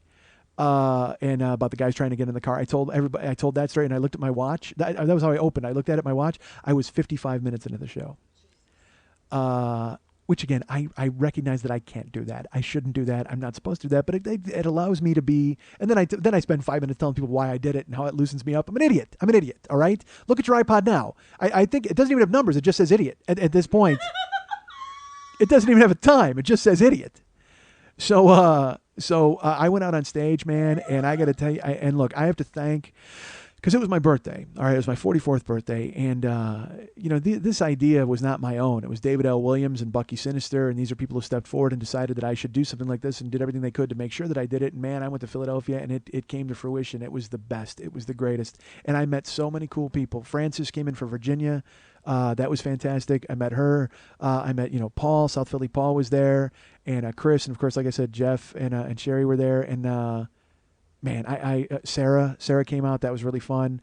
I met everybody, and I want to say a special thank you, Liana Dixon. I say your last name on this show. Liana has donated to the show in the past. She's always been very supportive, and she wrote me about coming to Philadelphia like a year ago, before it was even a page was up. And she really wanted me to come to town, and I was like, I don't know, it depends on if there's a page. And she always wanted to start a page, but didn't. She didn't know what to do. She's a young girl. She's in college. And she last year during the Tweaked thing, she donated, and but I couldn't get her the earbuds or something. I forget why, but I told her, I go, look, you have a free ticket to the One Man if I ever come to town. So then I was going to come to town, and I wound up announcing the Philadelphia show. She bought the first ticket. Aww. And I wrote her, and I'm like, why are you buying tickets? Didn't I tell you that I would get you a free ticket? She's like, I like to contribute. I just, I like to support the show. It's what I like to do, and I'm so excited. And so she comes to the show, and I meet her. And so I couldn't get her a ticket, so I gave her a shirt. I gave her a Philadelphia shirt. And she asked me if I would sign the shirt for her. And I did. So my fabric pen got a workout, at least. I went ahead. Did I use the, was it? You know what? I used the blue on her shirt because I signed on the transfer. I signed on the artwork because I signed a shirt for Sarah with silver on the actual black shirt. But so Liana asked me to sign her shirt, and I did. And then she bought another shirt for herself. She goes, yeah, I want one to wear, and then I want one just to keep with your autograph on it. Francis brought me birthday gifts. South Philly Paul brought me birthday gifts. Liana brought me birthday gift, because remember I talked about Harry Potter? I've never seen it. She brought me the box set of all 7 movies. Holy shit! Francis gave me a tour book from the first ever Van Halen tour. Yeah.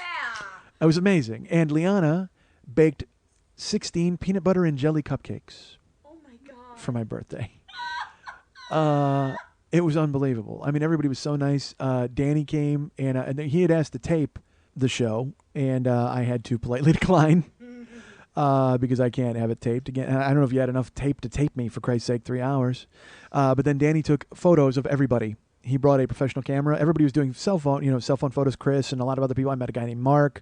I met a ton of people, man. I met. It was so cool. And if I've missed your name, I apologize. And there's a guy on Twitter, and his name's like Akanasis, and his name's like Callus. Dude, you're gonna kill me. I know, but he's got a name from Russia or some shit. I don't know. He was a nice kid, and I met everybody, and they were very cool. And they posted, but Danny took pictures of everybody, and then he said to everybody, whoever wants pictures can have them. So, and he's actually posted them on the Bring Mike to Philadelphia page, and a lot of people put them up. It's great. So, I felt amazing about it. And afterwards, after the show, like I said, 3 hours, it was ridiculous because he told me we had to be done by 11. I got done about quarter after 11. Like I said, we started about 8:15, and he was very nice. Andrew, again, he was very cool.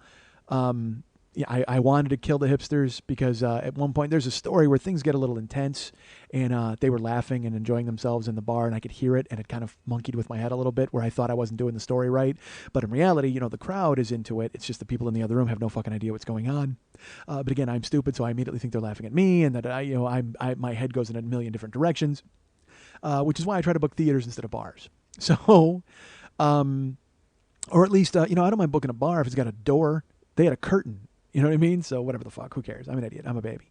But the show was fucking great. And afterwards I met everybody. I signed what I could. I sat down and people bought shirts. And I will tell you this now. I'll say this, folks. I have shirts left. Okay. I have 8 extra large shirts from Philadelphia, and I'm selling them via the donation program. I should tell you about it later. I'll explain. If you want to make a donation to the show and then send me an email saying you want a shirt, I'll cover it later. But I do have a few shirts left from Philadelphia. I know some people in Seattle wanted shirts from Seattle, which I don't have. But I'll get to that later. But I do have a couple of shirts left if anybody's interested in buying those. But it worked out great. Everybody bought shirts. We hung out. We were there. And it's funny because Sarah had written me and said that she wanted to hang out because she knew Philadelphia. She's like, look, I really know Philadelphia. I'll be able to show you a lot of Philadelphia. It'll be fun. And she wrote me kind of right when the show was announced too. So I'm like, oh, awesome. I said, yeah, great. I'm in. Because I had done that in Seattle with Christina, Casey. And so I'm like, yeah, great. So we all hung out and we were killing time. We're in the theater. I'm signing shirts. We're talking. We're taking pictures. Everything's great. Finally, it was like 12:30. It was like 12:30, 12:40 because there's cupcakes to eat. There's all sorts of stuff. I ate one. I could not eat 16. I tried. I wanted to, but I ate one, and everybody was very nice. And Liana, I said, can I share these? And she said yes. And so everybody shared them, and everybody had some. And Liana was just so gracious, and everybody was really nice and friendly. And a lot of them, Gabe was there. Gabe really helped me out because I printed out, in every city I kind of need somebody to print out the will call list, and Gabe was very nice and did it. And he actually texted me. It was funny. When I turned my phone on to find Penrose, I'm sorry, before that I turned the phone on, it was like 7:40 and he wasn't there with the list yet. And I texted him and I go, hey, ETA with the list, Gabe? I go, don't worry about it. I'm just wondering. And he texted me, he goes, I was up there and I ran into a cavil of the most unhelpful hipsters I've ever met in my life. And so now I'm down moving my car. And I just wrote, I'm familiar with their work. Get here when you can. So I wasn't the only one. But Gabe was real nice, and Gabe also gave me a Christmas gift or a birthday gift. He gave me a Chase Utley figurine, a limited edition Chase Utley, and then he gave me pins from the Phillies the year they won the World Series, like those hard to get, like collectible pins. He gave me like the divisional champion, the NLCS champion, and then the World Series champion. I mean, it was just fantastic. His dad, I guess, knows the owner of the Phillies. I mean, it was fucking amazing. And at the end of the night, I had to, like I said, I was just kind of decompressing, and it's hard at the end of the night because everybody wants to hang out and, but honestly, it's hard to hang out with everybody because I don't know where I'm at. I don't know where we're going. And plus I had an early flight. So I was going to hang out with Sarah and Gabe and a guy, Mark, all these people are like, hey, let's hang out. I go, I actually can't. I got to cut it short. Frances wanted to hang out. She came on a train from Virginia. You know what I mean? It was so nice, but, I was like, look, I can't. I'm sorry. So everybody was real cool. But a lot of them said they might be coming to New York. I have no idea if they are or they aren't. I know it's close enough, but Jesus, that just seems ridiculous. But I mean, if you want to, look, that'd be great. It'd be great to see you guys again. So we pack up, we walk out, and I'm with Sarah and Mark, and we walk to my car to get my car to the parking garage. And I said to Sarah, why don't I just drive and we'll figure out where we're going? You tell me, you direct me because you know so much about Philadelphia. So the attendant, when I walk, this is weird. I walk into the garage and I go, hey, what's happening? I didn't even know he was an attendant. He's a guy sitting on a bench and he goes, Red Sonata. This is not the guy I dropped the car off with. It's been there for 6 hours. This guy knew I was a Red Sonata, which made me realize the city had gotten to him. They showed up at the parking garage because they knew they couldn't stop the show while it was in progress. As much as they tried with asbestos, as much as they planted those fucking hipsters in there to try to ruin the goddamn show, once the show was finished, they realized I had come to town and accomplished what I wanted to accomplish, but they were now going to see it that I was never going to come back again and have this guy tamper with the brakes on the red Sonata. So I said goodbye to Mark. The guy went and got my Sonata. I told Sarah, look, it's going to be pretty weird because I think the city has gone ahead and rigged up these brake lines and we might die. She's like, I'm in. So the Sonata guy he looks at me and he's like, hey, they stole this back from the Mercedes. He starts talking to me about the Sonata, a little conversation. He knows a little bit too much about the body of the Sonata, so much so that I think maybe he's been underneath the Sonata, maybe tampered with something. Anyway, we split. I go to Sarah. I go, all right, this is your town. Where are we going? She goes, I really don't know. I mean, it's kind of downtown. She turns out she doesn't know anything about Philadelphia. You're kidding me. But it didn't matter because I'm at that point. She's like, what do you want to do? You want to eat? You want to drink? You want to dance? What do you want to do? I'm like, dude, I just want to sit and talk. Honestly, that's all I want to do is decompress. It seems weird that after I just talked for 3 hours, but honestly, I wanted her to talk and I would just sit there and listen. So that's what we did. We found a bar called Monk's and we fucking popped in there and we got some fucking flatbread and hummus and I sat and listened to her talk. I was like, that's fine. Please tell me your life story. So you know me. I don't know you. Please go ahead. You talk and fill the air. And, man, she was funny and great. We had a great time. And at the end of the night, we were talking, and then we closed the bar. It was like 2:30. And then we're walking to the car. We're walking through Center, excited to park blocks away. We're walking, and you're seeing drunks spill out. It's just people watching. It was a lot of fun. And we get to the car, and I'm like, where's your car? Where she's like, I don't know. And as we're talking, like, homeless people are wandering by. It was just because I love the city. I love the vibe of being in the city. And it was just cool to be there with somebody fun, and it was great. I'm not happy a lot. So when I'm happy, it's pretty cool. So then I start to look, and I had joked with her. I go, look, we can hang out till 4.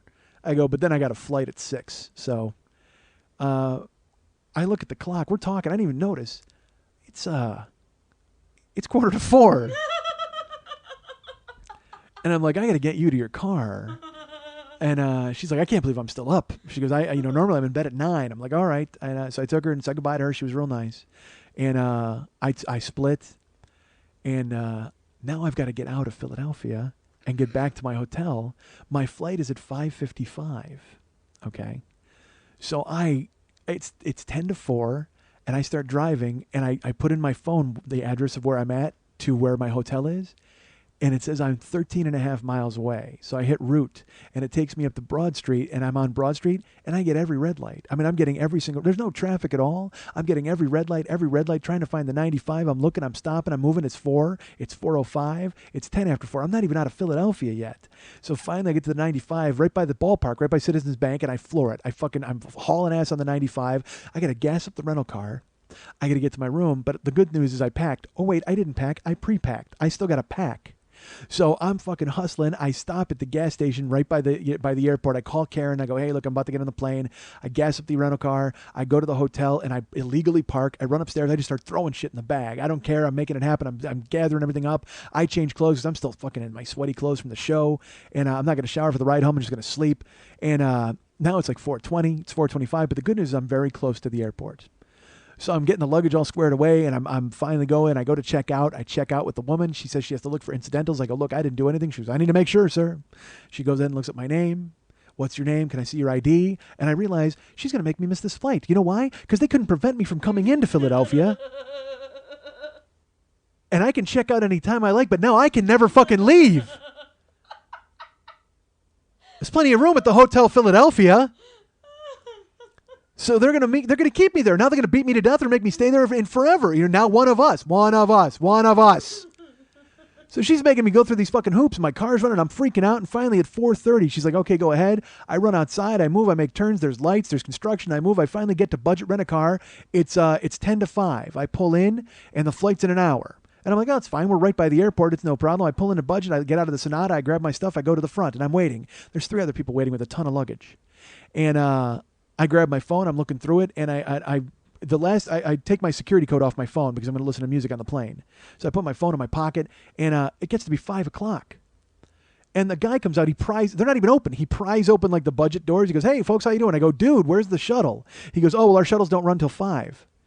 I go, could you have told me that when I fucking had a 5:45 return flight and I'm returning the car here? I go, dude, you got to get me to the airport.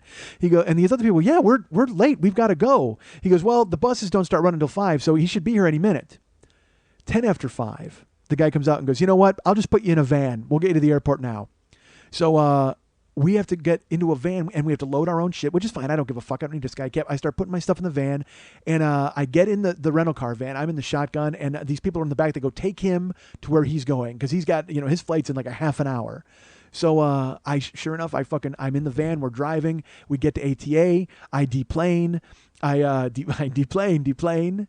And I roll my bag in, and I got to check my bag because I'm not priority on this goddamn flight home. So I roll right to the ATA counter, and I go to the woman. She's very nice. She grabs my bag, and she checks it in, and she puts the thing on. I go, is that going to make it? She goes, yes, you're fine. Go to the security. Fantastic. I'm hustling. I'm bustling. The van drives off. I check my bag. I exhale because I got to go to security. How deep could security be this early in the fucking morning, right? There can't be anybody in security. I come around the corner. It's okay. It's not the priority that I had in Los Angeles, but there's a few people in line, and I'm like, well, that's okay. I get in line. I finally take a breath, and I go ahead and reach to grab my phone, and I don't have my phone.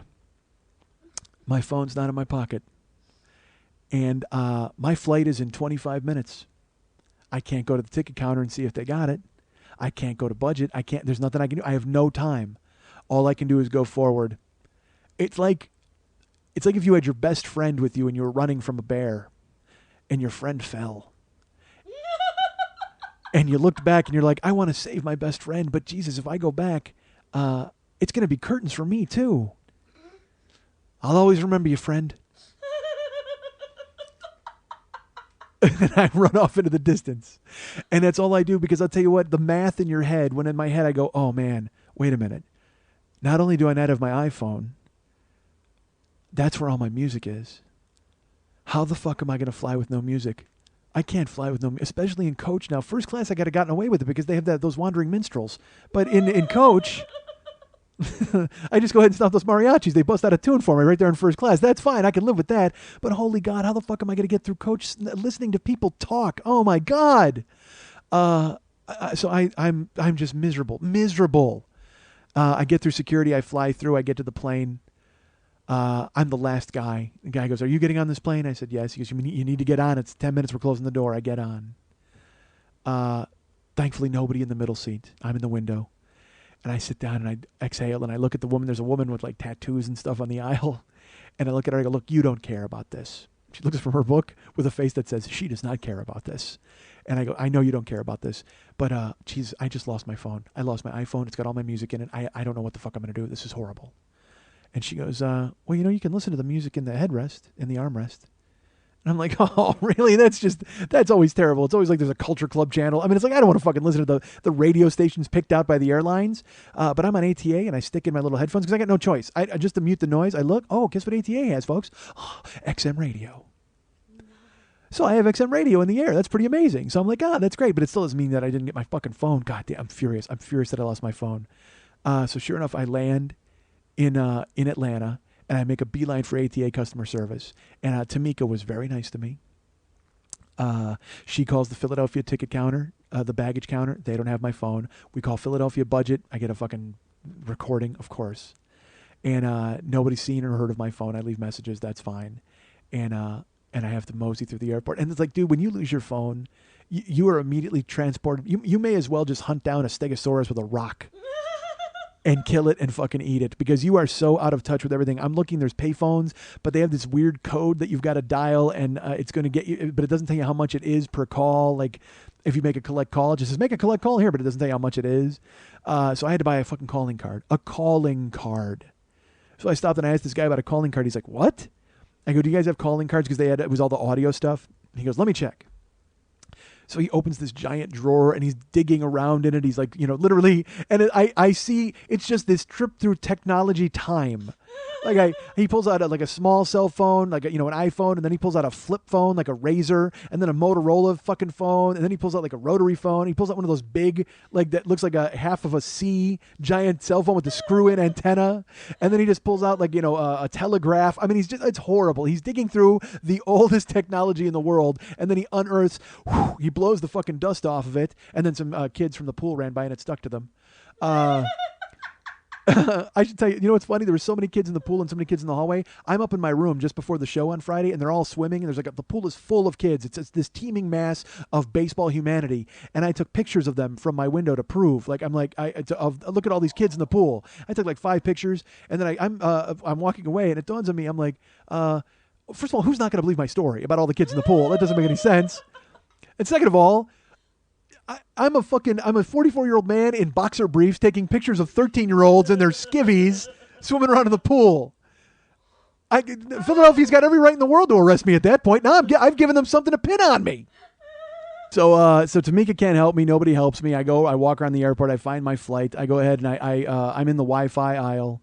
I'm in a legroom aisle. It's great. I actually bumped it up. It cost me $13. I'm like, look, if it's going to be 5 hours for $13, I'll take the Wi-Fi in the legroom. So sure enough, I'm sitting there. I click in the Wi-Fi when we're flying. I'm flying, and I beat Philadelphia. You know what I did? I fucking beat Philadelphia. They tried everything. They tried detours. They tried to keep me out of their city and head me off to Murder City. They hired actors to portray hipsters to ruin my show. They hired actors to portray rental tourists to keep me from getting a car. They even planted a $5 thing on the ground. They threw $5 on the ground to make me think, you know what? There might have been a tracer of $5. It could have been a counterfeit bill. They were trying to get me when I spent it. I don't fucking know. They tried everything they could. So I sat on the plane and I just rejoiced. I rejoiced in the fact that I had done the best show that I had ever done. I had met great people while doing it, and I had beaten Philadelphia at their own game. The only thing they had gotten out of me was my phone. And then once I got off the plane, I was going to go ahead and change everything, and that wouldn't even matter. All they would have is a shell of my phone. What would they have? They'd have my music. Big deal. I still have my music. It's on there on my laptop. You're not going to beat me by taking my music. And then I realized they had my pictures. Big deal. You can look through my pictures. The pictures I have of 40 little boys swimming in a swimming pool. 5 of them. Along with the picture of my cock that I always keep on my phone.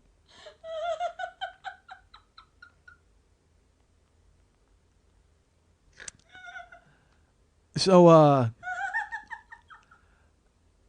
with that thought in my head, it dawned on me that I may have come to Philadelphia and done what I wanted to do, and I may have escaped Philadelphia in one piece. But maybe it's best that I don't return to Philadelphia anytime soon. Because there has to be an arrest warrant waiting for me there, right? So while I may have won the battle, I think it's pretty obvious that Philadelphia won the war.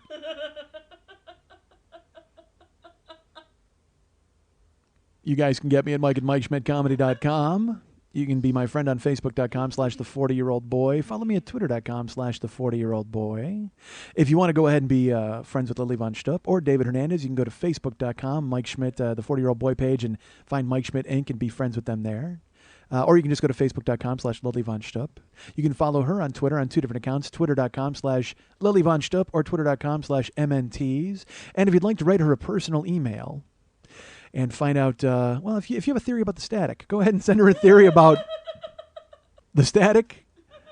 Or if you want to offer your exorcism services during our next recording session, that would be fine with me.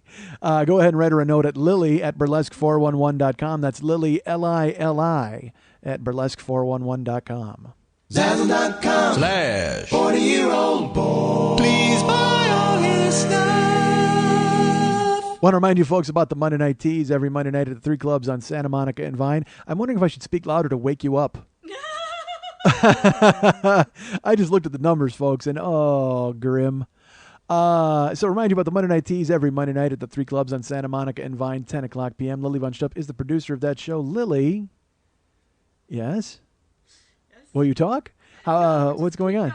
No, we got, come on, we can't. Plow through. We will. So who's coming up this week? Rob the Balloon Guy is hosting. I have 7 dancers. It's going to be a great show. Cool. Excited. Are you hosting? Are you dancing? No.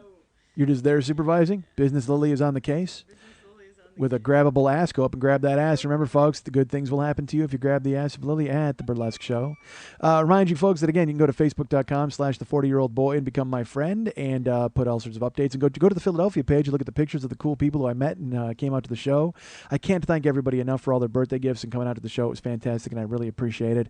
On the page, also, you'll find a bunch of links to other pages of people who want me to come to their towns: Indianapolis, Atlanta, Washington, D.C., Boston, Minneapolis is still in play. A lot of different towns. So hopefully we can make some other live stuff happen, because I'm having a great time doing it. Whether the cities or the people coming to the shows care, I don't know. But I know I'm having a good time. And everybody seemed to be very complimentary about Philadelphia, which is good, and I appreciate that. So I will tell you this, though, folks. There are 2 shows that are already scheduled.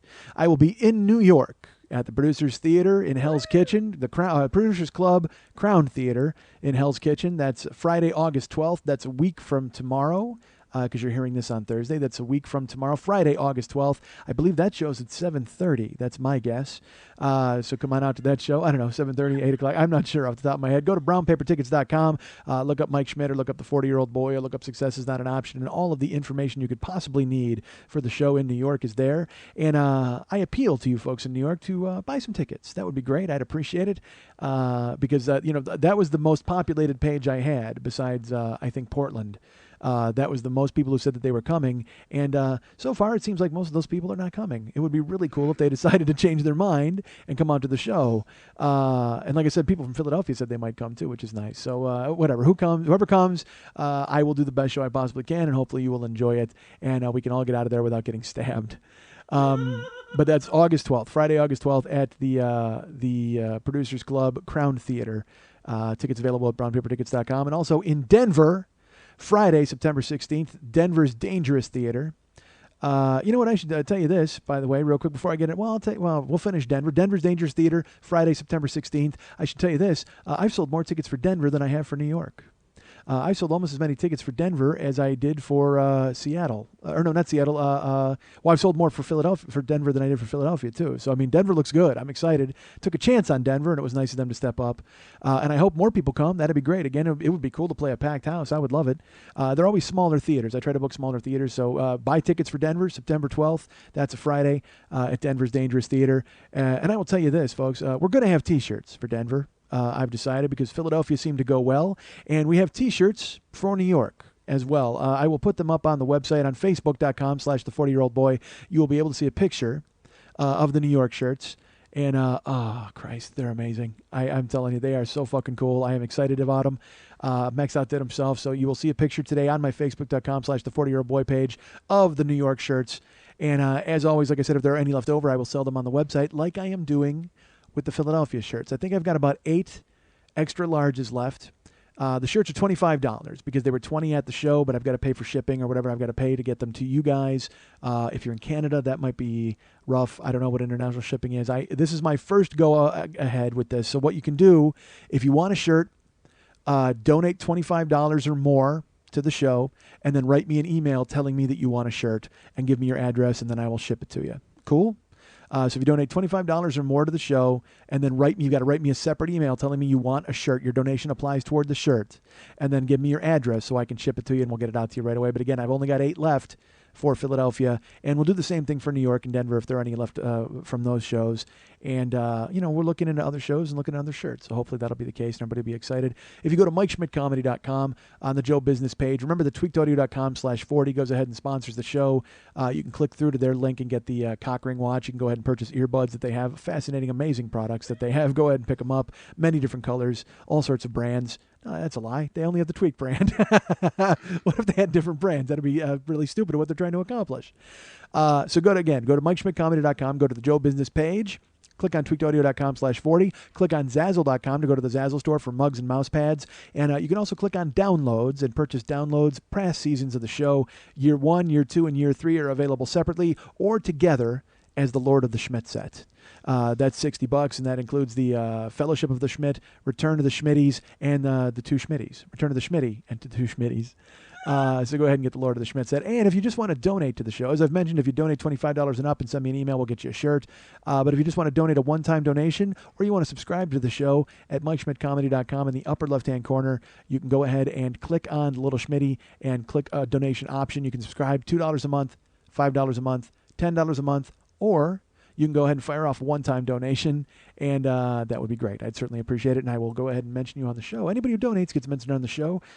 People like Ed K. Ed K donated to the show. This was Ed K's third donation. Thanks, Ed K. I certainly appreciate that. James, now this is weird. He's got one of those Irish hyphenated last names. So do I say James O? Or do I say James O.C.? I don't know. He didn't tell me to say his full name. So we'll say James O.C. There you go. And I'll say it with an Irish accent. Why not? And also Maddie K. Thank you, Maddie K. I appreciate you donating to the show. So that's Maddie K, James O.C., Ed K. And as I mentioned, folks, if you donate to the show, you have to tell me if you want me to say your full name on the show so I can do such a thing, as I would for someone named Anthony Parker. Hey, Anthony Parker, it's his second donation to the show. I certainly appreciate it. Anthony Parker, I'll say your full name. You donated, second donation. Thank you. And also, Jack Maxwell. That sounds like a secret agent or something, right? That sounds like the guy who would hunt down James O.C. So Jack Maxwell, Anthony Parker, Ed K., James O.C., and Maddie K. Thank you so much for donating to the show. We appreciate it. And in Anthony's case, it was his second donation. And in Ed's case, it was his third donation. Thank you so much, fellas. We appreciate it. And, normally I do a ramp out here, right? Don't I just talk? I talk, but this entire show's been a ramp out. I'm gassed. Jesus Christ, between the ghost and the static and trying to hit all the bullet points and stopping down and starting up and having to re-listen and having Lily stare at the graph jumpy and see if the silence line is silent or it's got a bunch of humps in it, this fucking show has been an arduous task. And, the only thing I think harder than doing this show has got to be listening to it, right? Come on, you people are in your cars, you plugged into your iPod vaginas, you're shaking your heads and going, geez, I cannot believe this happened. I can't believe I actually made it through to the end. He should he should print up T-shirts just for people who listen to this show.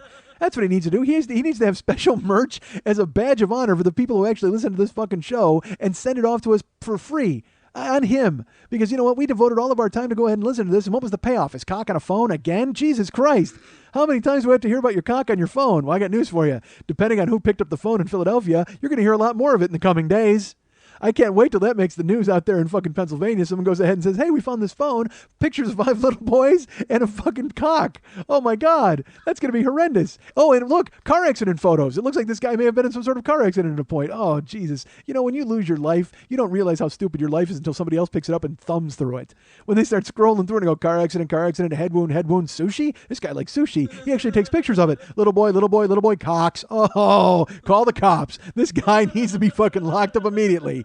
I can't believe it. Wait a minute. What is this? A picture? Is that a picture of a little boy eating pie with devil horns? What the fuck is that? Why is that in his phone? Holy shit! And what's on the iPod? Oh, you know what? Oh my God! The audio for the one man is on the fucking iPod. I completely on the iPhone. My phone has the audio from the San Francisco show because I listened to it. So, Christ, you know what? Someone could BitTorrent it. Oh my God! It's gonna bootleg it. That's what people want. And you know what? And when it'll come up in your iTunes window, it'll just be the picture of my cock. God damn it! This is broken badly all the way around. Philadelphia, I'm shaking my fist and you can't see it, but I hope you can fucking hear it because I'm doing it as hard as I can. Oh, motherfucker.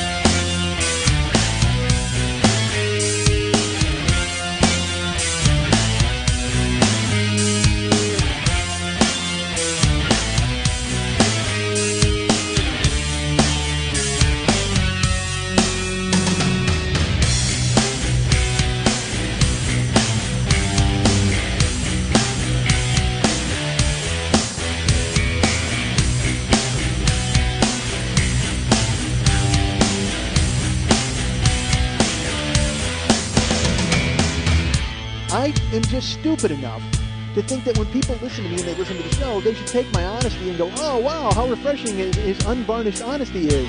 And the fact that he's willing to have a scorched earth policy and have no friends or no fucking future is so refreshing and great. But then they'll say to me, hey, do you need somebody raped for the steak? I go, yes, I do. Done. They'll take care of it for me. Thanks, Snake Rape. Oh, no one listens to show, bro? Wonder why? Wonder why no one listens to show, bro? I don't want to listen to show, bro. Please.